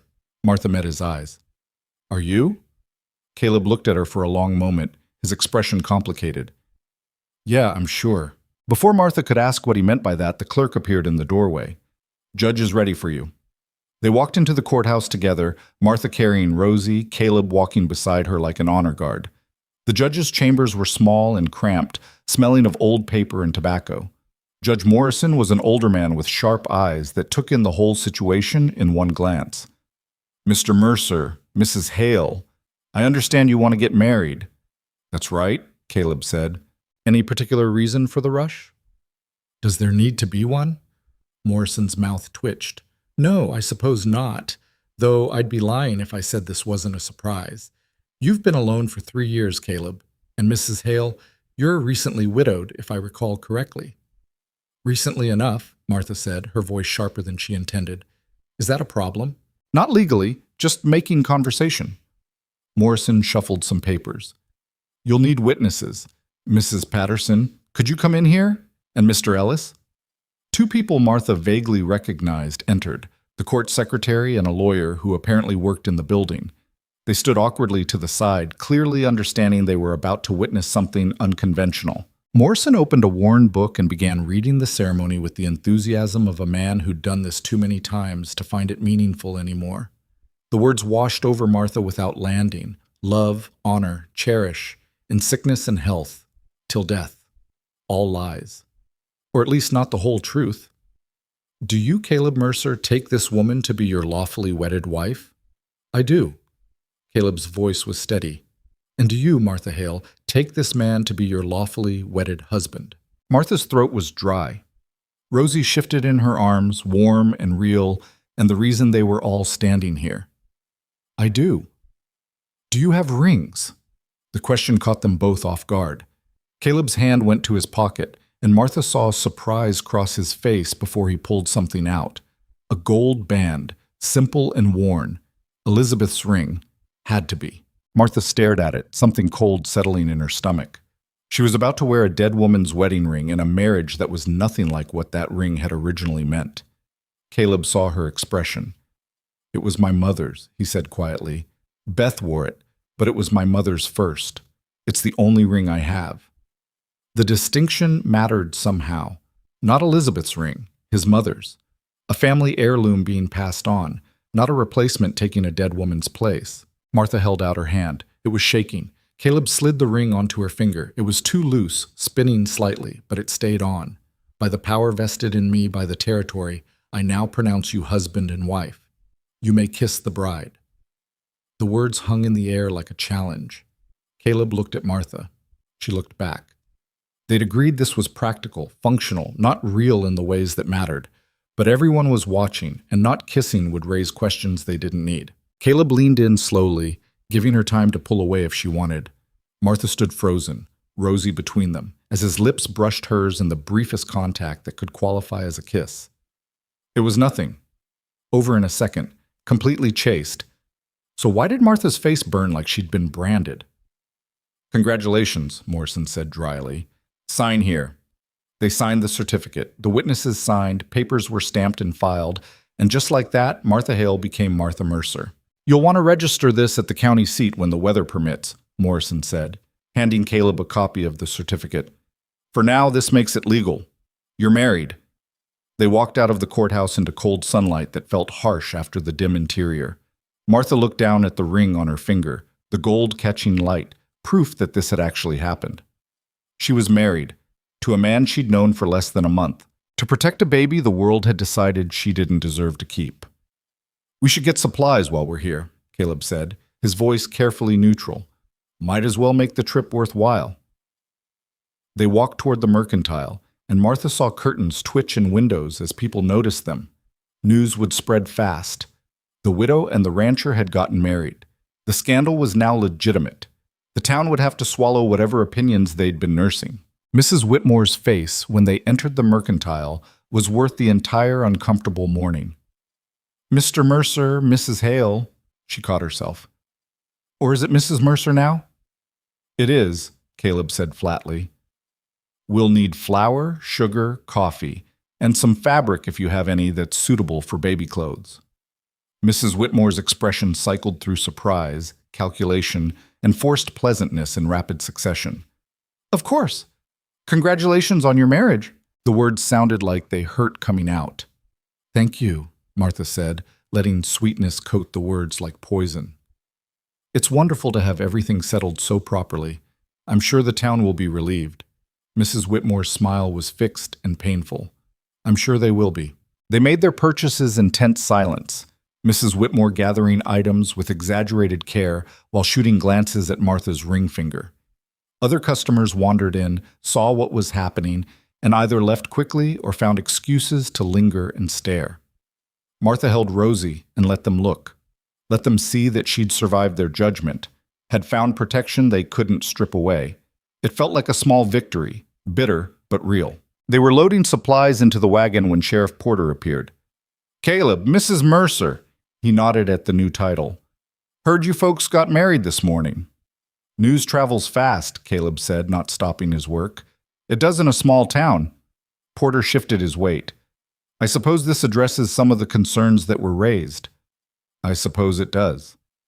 "There's still the matter of Darren Hale. He's not going to be happy about this." Martha felt ice in her veins. "Where is he?" "Left town yesterday. Said he had business to attend to, but he'd be back. I imagine when he hears about the marriage, he'll have opinions." "His opinions don't matter," Caleb said. "Martha's my wife now. Rosie's my stepdaughter legally. He's got no claim." "Legally, no. But family law can be complicated, especially when blood relatives are involved. I'm just saying, be prepared. He struck me as the type to make trouble." "Let him try," Caleb said, his voice carrying an edge that made Porter take a step back. The sheriff nodded slowly. "Fair enough. Congratulations on your marriage, both of you." He walked away, leaving them alone with the wagon and the supplies and the knowledge that solving one problem had potentially created another. They didn't talk on the ride back. Martha sat in the wagon bed holding Rosie, watching Whitmore disappear behind them. The ring on her finger caught the light every time she adjusted her grip, a constant reminder of what she'd done. She was married, again, to a different man under completely different circumstances. Thomas had courted her properly, had asked her father's permission, had married her in a church with witnesses who actually cared. That marriage had been built on affection, if not passionate love, on shared hopes for a future that never materialized. This marriage was built on desperation and convenience, on two people trying to protect a baby from a world that wanted to take her away, on an arrangement that had clear boundaries and no pretense of being anything more than functional. So why did Martha feel like she'd just made a promise she didn't know how to keep? The ranch appeared on the horizon as the sun started its descent. Caleb drove them up to the house, helped Martha down with the same careful formality from earlier, and started unloading supplies. Inside, everything looked exactly the same. Same furniture, same fireplace, same rooms. Nothing had changed physically, but the air felt different somehow, weighted with the new reality of what they were to each other now. Caleb built up the fire while Martha fed Rosie. They moved around each other in the usual patterns, but there was a new awkwardness underneath, both of them aware that the rules had shifted, even if neither knew exactly how. "I'll start dinner," Caleb said. "I can do it." "You've had a long day." "So have you." They stood looking at each other across the kitchen, the most mundane argument carrying the weight of everything unspoken. "We could cook together," Martha offered. Caleb nodded. "Yeah, okay." They worked side by side, preparing food in silence, broken only by necessary communication. "Pass the salt." "Where's the pan? Water's boiling."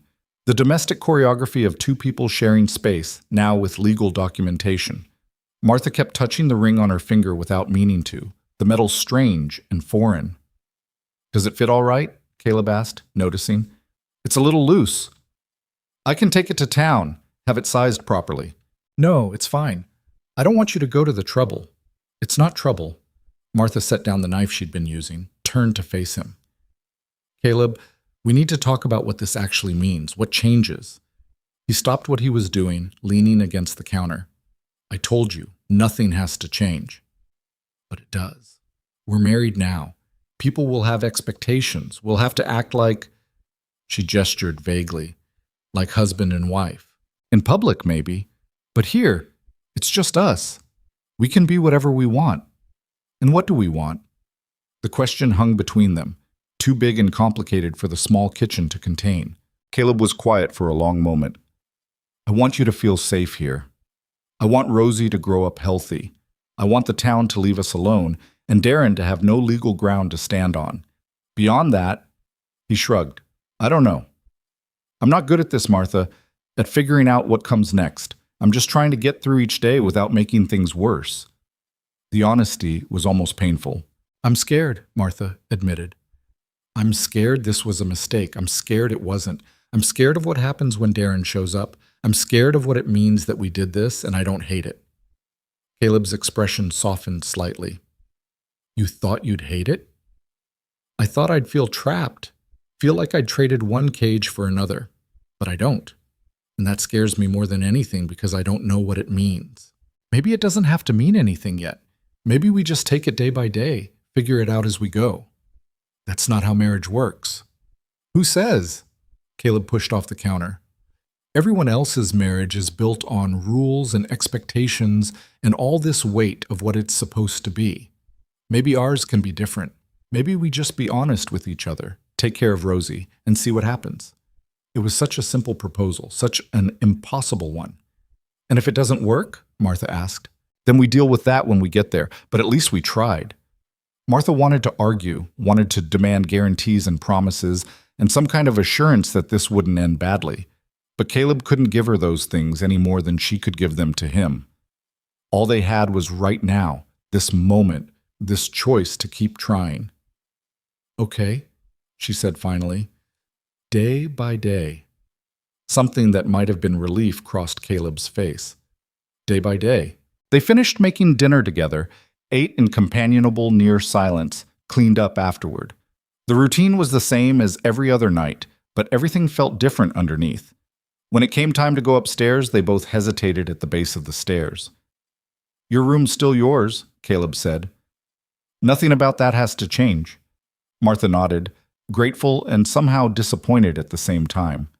"Good night, then." "Good night." She climbed the stairs, feeling his eyes on her back, and closed herself in the bedroom that was still just hers. Rosie was already asleep in the cradle, oblivious to the fact that her life had fundamentally changed today. Martha got ready for bed mechanically, her mind spinning. She was married. She wore another woman's ring. She'd promised to be someone's wife without any clear understanding of what that meant in this particular arrangement.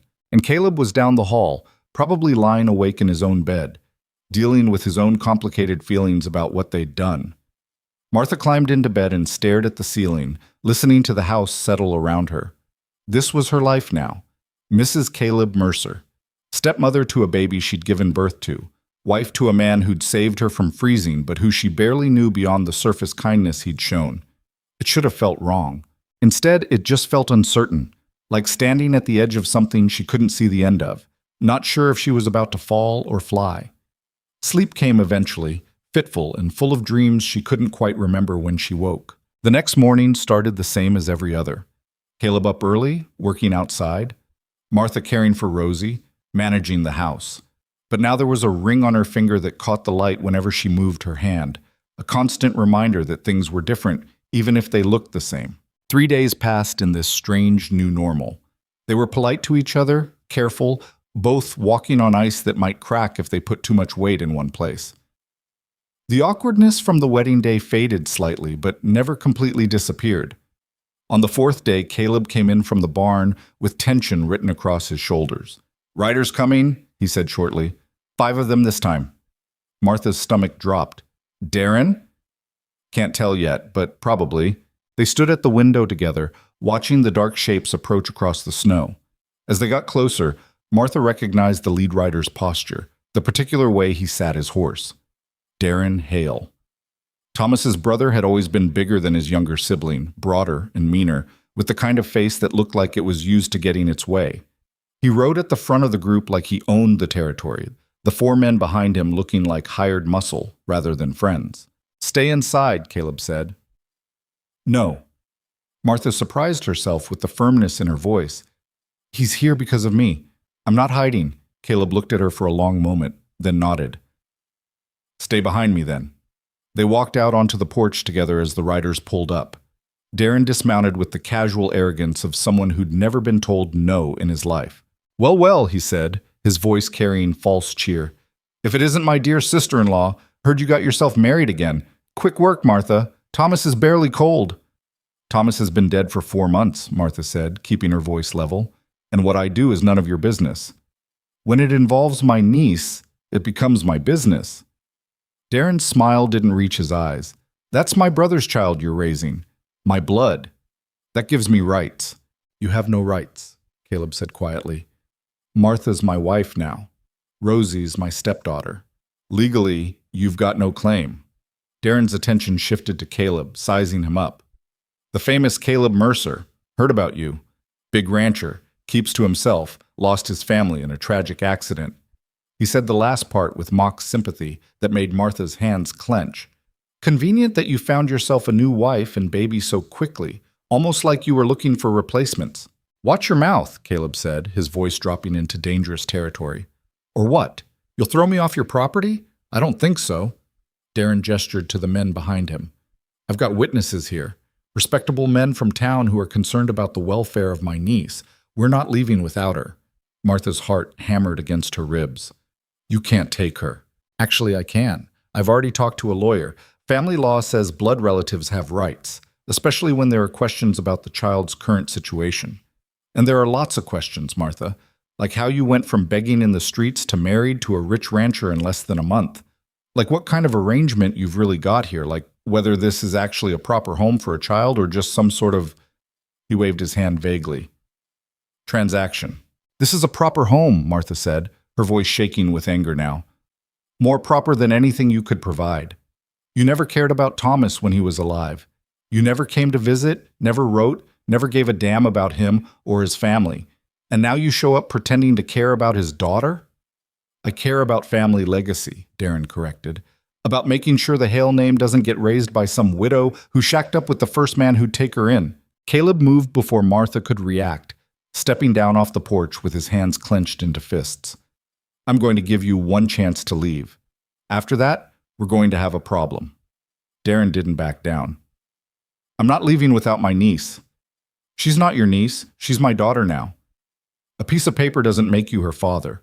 Blood makes you family, and I'm her blood, not you. One of the men behind Darren spoke up, someone Martha vaguely recognized from town. We're just here to ensure the child's welfare, Mr. Mercer. No one's trying to cause trouble. Then why did you bring 4 men with you? Martha demanded. If this was really about Rosie's welfare, you'd have come alone. You brought an intimidation squad. I brought witnesses, Darren corrected.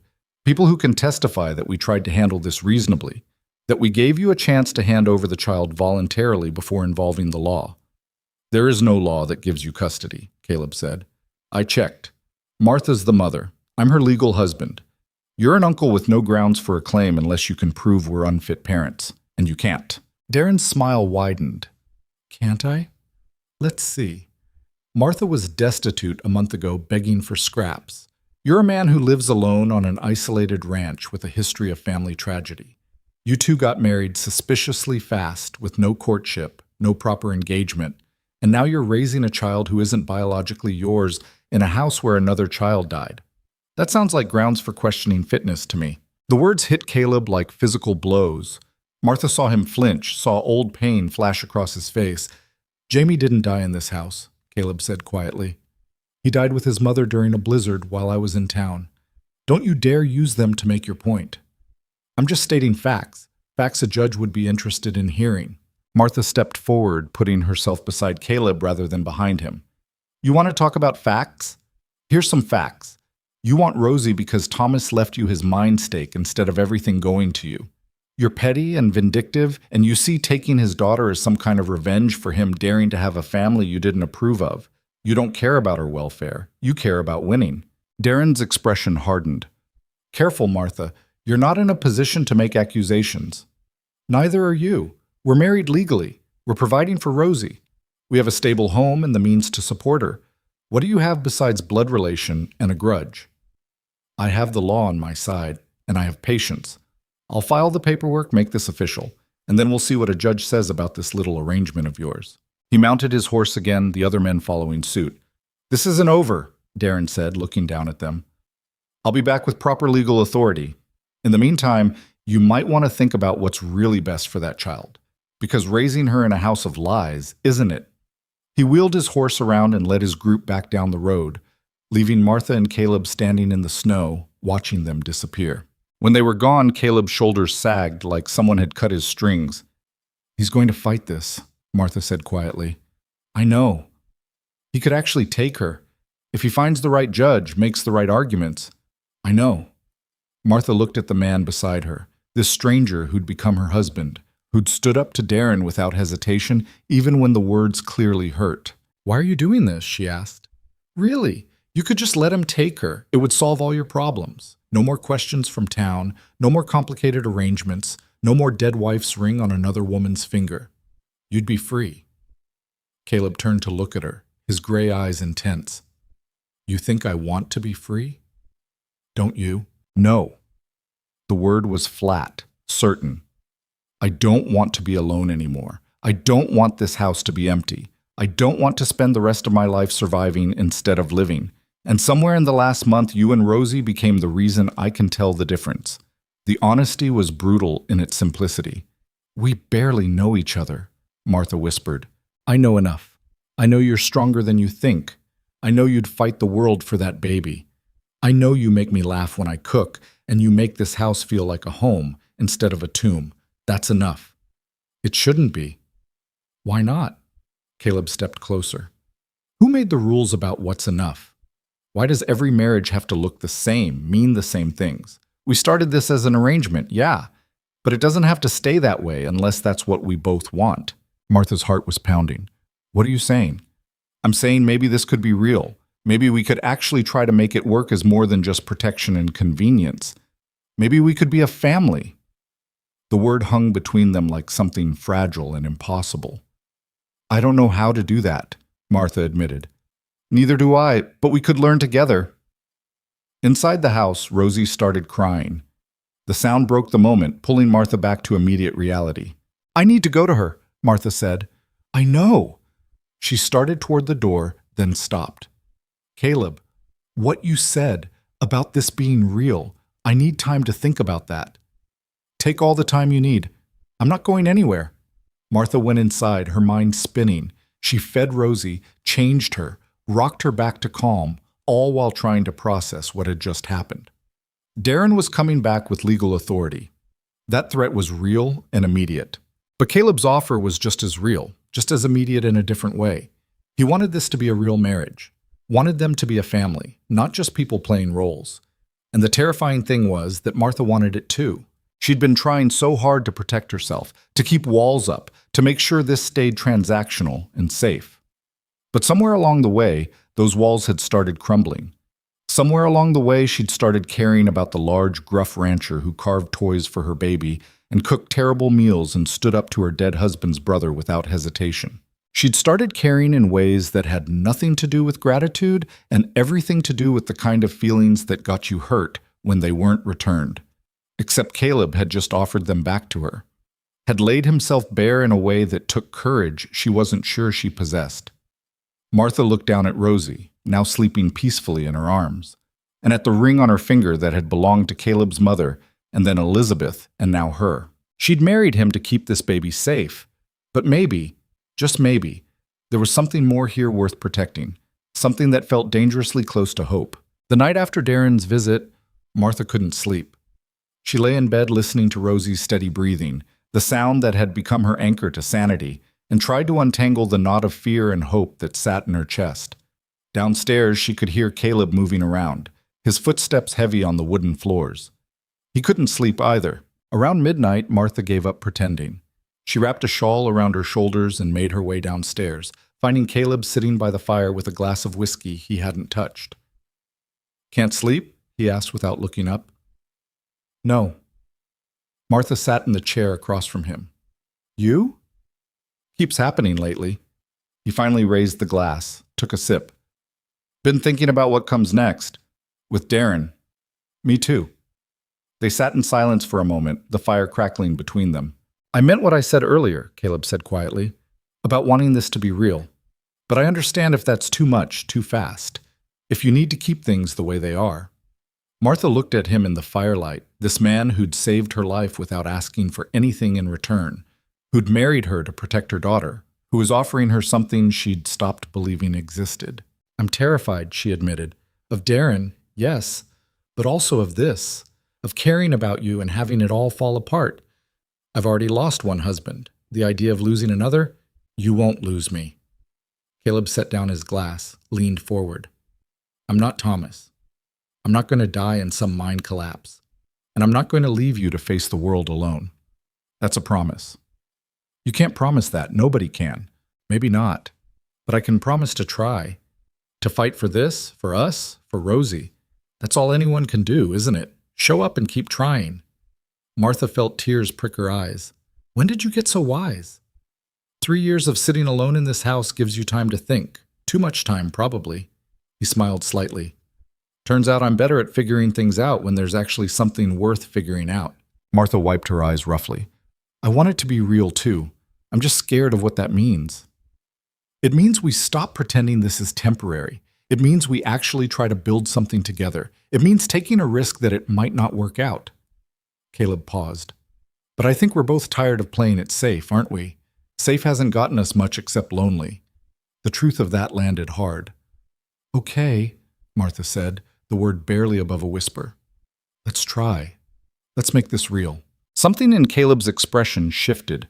Tension she hadn't realized he was carrying finally releasing. Yeah? Yeah. He stood, moved around the fire to her chair, and held out his hand. Martha took it, letting him pull her up until they were standing close enough that she could feel the heat from his body. I don't know how to do this, she said. Neither do I, but we'll learn. He kissed her then, properly this time. Not the brief contact from their wedding, but something genuine and searching. Martha's hands came up to his chest, feeling his heart hammer under her palms, and for the first time in months, maybe years, she let herself feel something other than fear. When they pulled apart, both breathing harder, Caleb rested his forehead against hers. We're still going to have separate rooms, he said. I'm not rushing anything. This has to go at whatever pace you're comfortable with. Martha almost laughed. You just proposed making our marriage real, and now you're backing off? I'm not backing off. I'm saying we do this right. No expectations, no pressure, just two people learning how to be together. It was such a Caleb thing to say, blunt and honest and surprisingly gentle all at once. Okay, Martha agreed. We do it right. They stood there for another moment, just holding each other, before Martha finally stepped back. I should try to sleep. Rosie will be up early. I'll be up earlier. Got work to do. The normalcy of it, the domesticity, felt like a revelation. They were married. They were trying to build something real, and tomorrow there would still be cattle to check and a baby to feed and a house to maintain. Maybe that was what family actually looked like. Not grand gestures, but small moments strung together, day after day, until they became a life. Martha went back upstairs, climbed into bed, and for the first time since arriving at Black Ridge Ranch, she didn't feel like a guest in someone else's space. She felt like she was home. The next week passed in a strange kind of suspended animation. They waited for Darren to make his move, for the legal papers to arrive, for the next battle to begin. But in the meantime, something shifted between Martha and Caleb. It was small things. Caleb's hand on her back when he passed behind her in the kitchen. Martha leaning against him while they sat by the fire in the evenings. The way they'd started talking about the future, about planting a garden in spring, about what repairs the barn would need, about Rosie learning to walk in a few months. They were building something, piece by piece, and it felt both fragile and stronger than Martha had expected. 8 days after Darren's visit, Sheriff Porter arrived alone. Martha saw him coming and felt her stomach drop, but Caleb squeezed her hand once before walking out to meet him. Porter, Caleb said neutrally. Caleb? Mrs. Mercer. Porter looked uncomfortable. I've got papers here from Darren Hale. He's filed for custody of the baby. You're both being summoned to appear before Judge Morrison 2 weeks from today. Martha's world tilted. This was it. The fight they'd known was coming. Caleb took the papers, scanned them quickly. On what grounds? Claims of improper environment, suspicious circumstances around the marriage, concerns about the child's welfare. It's all legal talk, but basically he's arguing that he has rights as blood family and that your marriage was a sham to avoid proper custody proceedings. It's not a sham, Martha said firmly. Porter looked at her with something that might have been sympathy. I believe you, but you're going to have to prove that to Morrison, and Darren's got himself a lawyer from the county seat, someone with experience in family law. Then we'll get a lawyer too, Caleb said. Might be hard, not many lawyers around here, and the ones that tend to side with blood family in these cases, they view it as more stable. Porter shifted his weight. I'm not supposed to say this, but you might want to consider settling. Giving Darren some kind of visitation rights, showing you're willing to compromise. No, Martha and Caleb said simultaneously. Porter sighed. I figured you'd say that. Just know what you're up against. Darren's going to paint a picture of you two as opportunists who got married to circumvent proper custody proceedings. He's going to bring up Caleb's past, Martha's situation before the marriage, everything he can think of to make you look unfit. Let him try, Caleb said. We'll be ready. After Porter left, they sat at the kitchen table with the legal papers spread between them. We need help, Martha said. We can't fight this alone. I know a lawyer, Caleb said slowly. Woman named Catherine Pierce. She's out of the county seat, doesn't do much family law, but she's smart and she doesn't like bullies. Might be willing to take this on. Then we ask her. Caleb rode out the next morning to the county seat, leaving Martha alone with Rosie and her spiraling thoughts. She tried to stay busy, cleaning things that didn't need cleaning, cooking food they didn't need yet, anything to keep her hands occupied while her mind raced through worst-case scenarios. What if they lost? What if a judge decided Darren had more rights than she did? What if all of this, the marriage, the hope, the fragile happiness they'd started building, was stripped away because the law valued blood over love? Caleb returned late that afternoon with news. Pierce will take this case, he said, stamping snow off his boots. She's good, tough, and she agrees that Darren's claim is weak, but she warned us it's not impossible he could win. Judges can be unpredictable, especially in family matters. What do we need to do? Prove the marriage is real. Prove we're providing a stable home. Prove that Rosie's better off with us than with Darren. Caleb sat down heavily. Pierce wants to meet with us tomorrow, go over our story, prepare our case. The next day they made the trip to the county seat together, Rosie bundled between them. Catherine Pierce turned out to be a woman in her 40s with sharp eyes and a sharper mind. She listened to their story without interrupting, taking notes in precise handwriting. The rushed marriage is going to be the main point of attack, she said when they finished. Darren's lawyer will argue it was purely transactional, designed to give you legal standing to keep the child. It was transactional, Martha admitted. At first, but it's not anymore. Pierce's eyebrow rose. Can you prove that? How do you prove feelings? Caleb asked. You don't. You prove actions. You prove a pattern of behavior that demonstrates genuine partnership. You prove that this isn't just two people living in the same house, but an actual family. Pierce leaned back. Tell me about your daily lives. Who does what? How you make decisions. The small details that show you're actually building something together. They talked for an hour, describing their routines, their arguments about cooking, the way they'd started planning for the future. Pierce took notes throughout, occasionally asking pointed questions. This is good, she said finally. It's messy and imperfect, which actually helps. Real marriages are messy. What we need to establish is that Rosie is thriving under your care, that the marriage, however it started, has become legitimate, and that Darren's claim is based on spite rather than genuine concern for the child. Can we win? Martha asked. I think so, but I won't lie to you. It's going to be ugly. Darren's going to say terrible things about both of you. He's going to try to shame you, Martha, for your circumstances before the marriage. He's going to bring up Caleb's loss of his first family. He's going to make this as painful as possible. Let him, Martha said. I've survived worse than being talked about. Pierce smiled slightly. Good, because you're going to need that strength. The 2 weeks before the hearing passed in a blur of preparation and waiting. Pierce visited the ranch, documenting the home environment, interviewing both of them separately about their relationship. She was thorough and occasionally brutal in her questions, but Martha understood why. Better to face the hard questions now than be surprised in front of a judge. The night before the hearing, Martha couldn't eat. She sat at the table, pushing food around her plate while Caleb watched with concern. You need to eat something. I can't, my stomach's in knots. Caleb reached across the table, took her hand. We're going to be fine. You don't know that? No, I don't, but I know we're going to walk in there tomorrow and tell the truth, and I know that has to count for something. Martha looked at their joined hands, the ring on her finger that had stopped feeling foreign. What if it's not enough? Then we figure out what comes next, together. The words settled something in Martha's chest. Together. Not alone, not abandoned. together. "I love you," she said, the words surprising her even as they came out. Caleb's grip tightened on her hand. "I love you too. And that's going to have to be enough to get us through tomorrow." The courthouse was packed when they arrived the next morning. News had spread, as it always did in small communities, and people had come to watch the spectacle. Martha saw faces from town, some sympathetic, most just curious. Mrs. Whitmore sat in the back, her expression unreadable.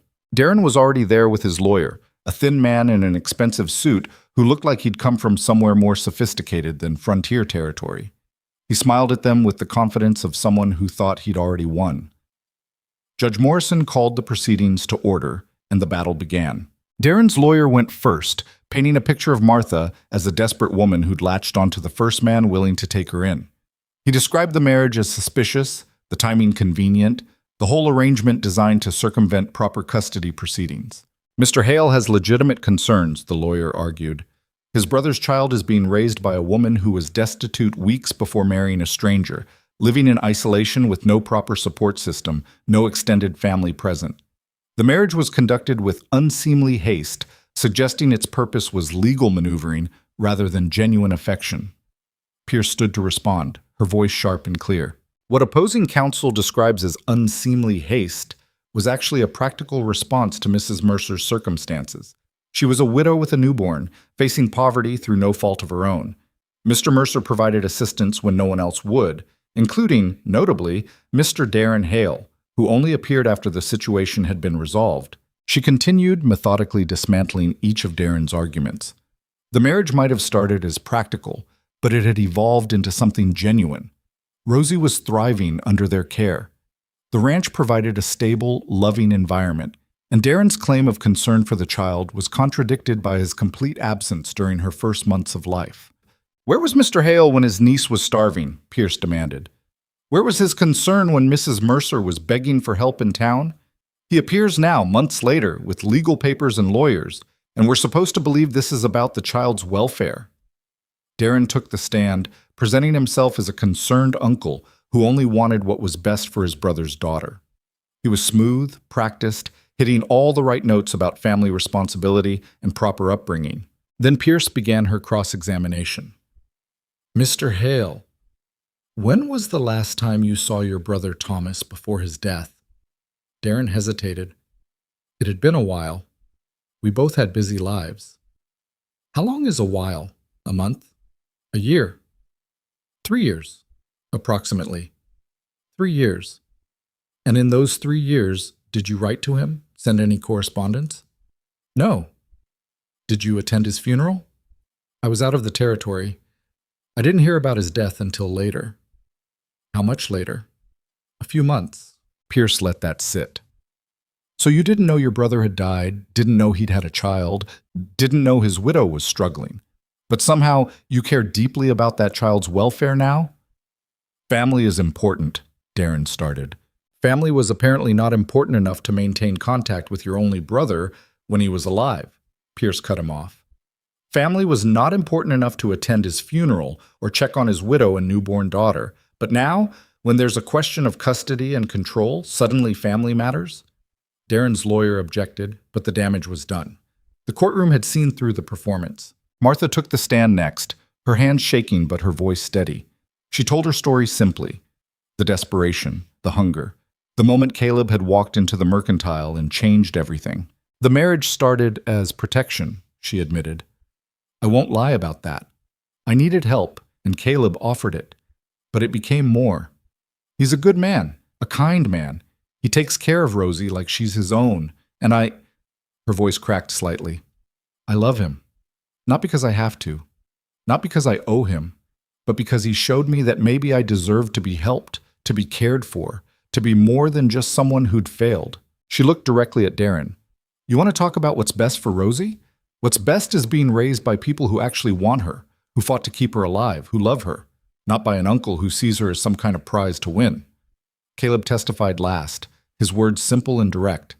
Yes, the marriage had started as an arrangement. Yes, he'd offered it to protect Martha and Rosie, but somewhere along the way, they'd become his family. "I lost my wife and son 3 years ago," he said, his voice rough with emotion. I thought that was it for me. Thought I'd just work the ranch until I died, alone and angry. But Martha and Rosie gave me something to live for again. They gave me a reason to wake up in the morning beyond just surviving. That's not a sham. That's not a transaction. That's a family. Darren's lawyer tried to poke holes in their testimonies, tried to make the timeline look suspicious, tried to paint them as opportunists. But the truth was stubborn and kept shining through. When both sides had finished, Judge Morrison called for a recess to consider his decision. They waited in the cold outside the courthouse, Martha pacing while Caleb stood still as stone. Pierce tried to project confidence, but Martha could see the worry in her eyes. This could go either way. After an hour that felt like days, they were called back in. Morrison looked tired. He'd probably heard a dozen versions of this same story over the years. Families fighting over children, everyone claiming to want what was best while often wanting to win. This is a difficult case, he began. On one hand, Mr. Hale's claim to blood relation is legitimate, and the law does provide for family rights in custody matters. On the other hand, the evidence shows that Mr. Hale had no relationship with the child or her mother prior to these proceedings, while Mr. and Mrs. Mercer have provided care and established a home. Martha held her breath. The question before me is not whether the Mercer marriage began as a practical arrangement. Clearly it did. The question is whether it has become a legitimate family unit capable of providing proper care for the child. And based on the testimony and evidence presented, I believe it has. Relief flooded through Martha so suddenly her knees went weak. Therefore, I'm ruling in favor of Mr. and Mrs. Mercer retaining full custody of Rosie Hale. Mr. Darren Hale's petition is denied. However, Morrison raised a hand as Darren started to protest. I'm granting Mr. Hale visitation rights. 2 visits per year, supervised, to maintain family connection. That seems fair to all parties. Your Honor, I object, Darren's lawyer started. Objection noted and overruled. My decision is final. Court is adjourned. The gavel came down with a crack that echoed through the room. Martha turned to Caleb, and he pulled her into his arms, holding her so tight she could barely breathe. Over his shoulder, she saw Darren's face twisted with anger, but she didn't care. They'd won. Rosie was theirs. Pierce gathered her papers with satisfaction. Congratulations, you've got a family. Outside, the winter sun felt warmer than it had any right to. People filed past them, some offering congratulations, others just curious. Mrs. Whitmore stopped briefly. I misjudged you, she said to Martha. I'm sorry for that. It wasn't much, but it was something. They drove home through snow that sparkled like diamonds, Rosie sleeping peacefully between them. Neither Martha nor Caleb spoke much. There was too much to say and simultaneously nothing that needed saying. When they reached the ranch, Caleb helped Martha down from the wagon, but instead of letting go, he held her there in the snow. We did it, he said. We did. What happens now? Martha looked at the house, at the life they'd built in spite of everything, at the man who'd saved her and then let her save him back. Now we live, she said simply. We raise Rosie, we work the ranch. We figure out how to be married for real. We keep trying. Together? Together. He kissed her then, deep and thorough, and Martha kissed him back with everything she had. When they finally pulled apart, both breathless and laughing, the sun was starting to set, painting the snow gold and pink. Inside, the fire needed building and dinner needed cooking, and Rosie would wake up soon wanting to be fed. There was work to do, always work, the endless maintenance of living. But for the first time in longer than Martha could remember, that work felt like privilege rather than burden. 3 months later, as winter finally released its grip and spring started showing itself in patches of bare ground and early flowers, Martha stood on the porch watching Caleb work in the distance. Her hand rested on her stomach, feeling the small swell there that meant another baby was coming. She hadn't told him yet, was waiting for the right moment, though she wasn't sure what that moment would look like. Rosie sat on the porch in the sunshine, babbling at nothing, her cheeks pink with health. She was getting bigger every day, stronger, more herself. The fragile infant who'd nearly died in Martha's arms was becoming a person with opinions and preferences and a laugh that could fill a room. Caleb saw Martha watching and waved. She waved back, feeling the ring catch the light, solid and real on her finger. They'd survived the winter, survived Darren and the town's judgment and their own fears about what they were building. The marriage that had started as protection had become something neither of them had planned for, but both needed. It wasn't perfect. They still argued about cooking and who left the door open and how to handle ranch business. They still had nights where old grief surfaced and days where the weight of everything felt too heavy. They were still learning how to be married, how to be parents, how to be people who'd found each other in the worst circumstances and decided to stay. But it was real. Messy and complicated and sometimes difficult, but real. And that, Martha had learned, was worth more than any fairy tale version of love could ever be. Caleb finished whatever he'd been doing and started walking back toward the house. Martha went down the steps to meet him, Rosie on her hip, and when he reached them, he pulled them both into his arms. "Good day?" he asked. "Getting better," Martha said, and smiled at the confusion on his face. She'd tell him about the baby tonight, she decided. Over dinner, when Rosie was asleep and they had the quiet to themselves. She'd tell him, and they'd figure out together what came next, the way they figured out everything now. Together. The word had become her anchor, her promise, her truth. She'd started with 7 cents and a dying baby, had found salvation in a stranger's kindness, and had learned that sometimes the family you built was stronger than the one you were born into. Sometimes survival meant accepting help. Sometimes strength meant admitting weakness. Sometimes love meant taking a risk on someone who'd already been broken and trusting that you could heal together. The winter had tried to kill her. Instead, it had given her a life worth living. Martha looked at her husband, at her daughter, at the ranch that had become home, and felt something she'd thought was lost forever. Hope. Not the desperate kind that came from having no other options, but the quiet, steady kind that came from knowing that whatever tomorrow brought, she wouldn't face it alone. The frontier was still harsh. Winter would come again. There would be more struggles, more fights, more moments of doubt. But there would also be this family, this home, this love that had started as necessity and become choice. And that was enough, more than enough. It was everything.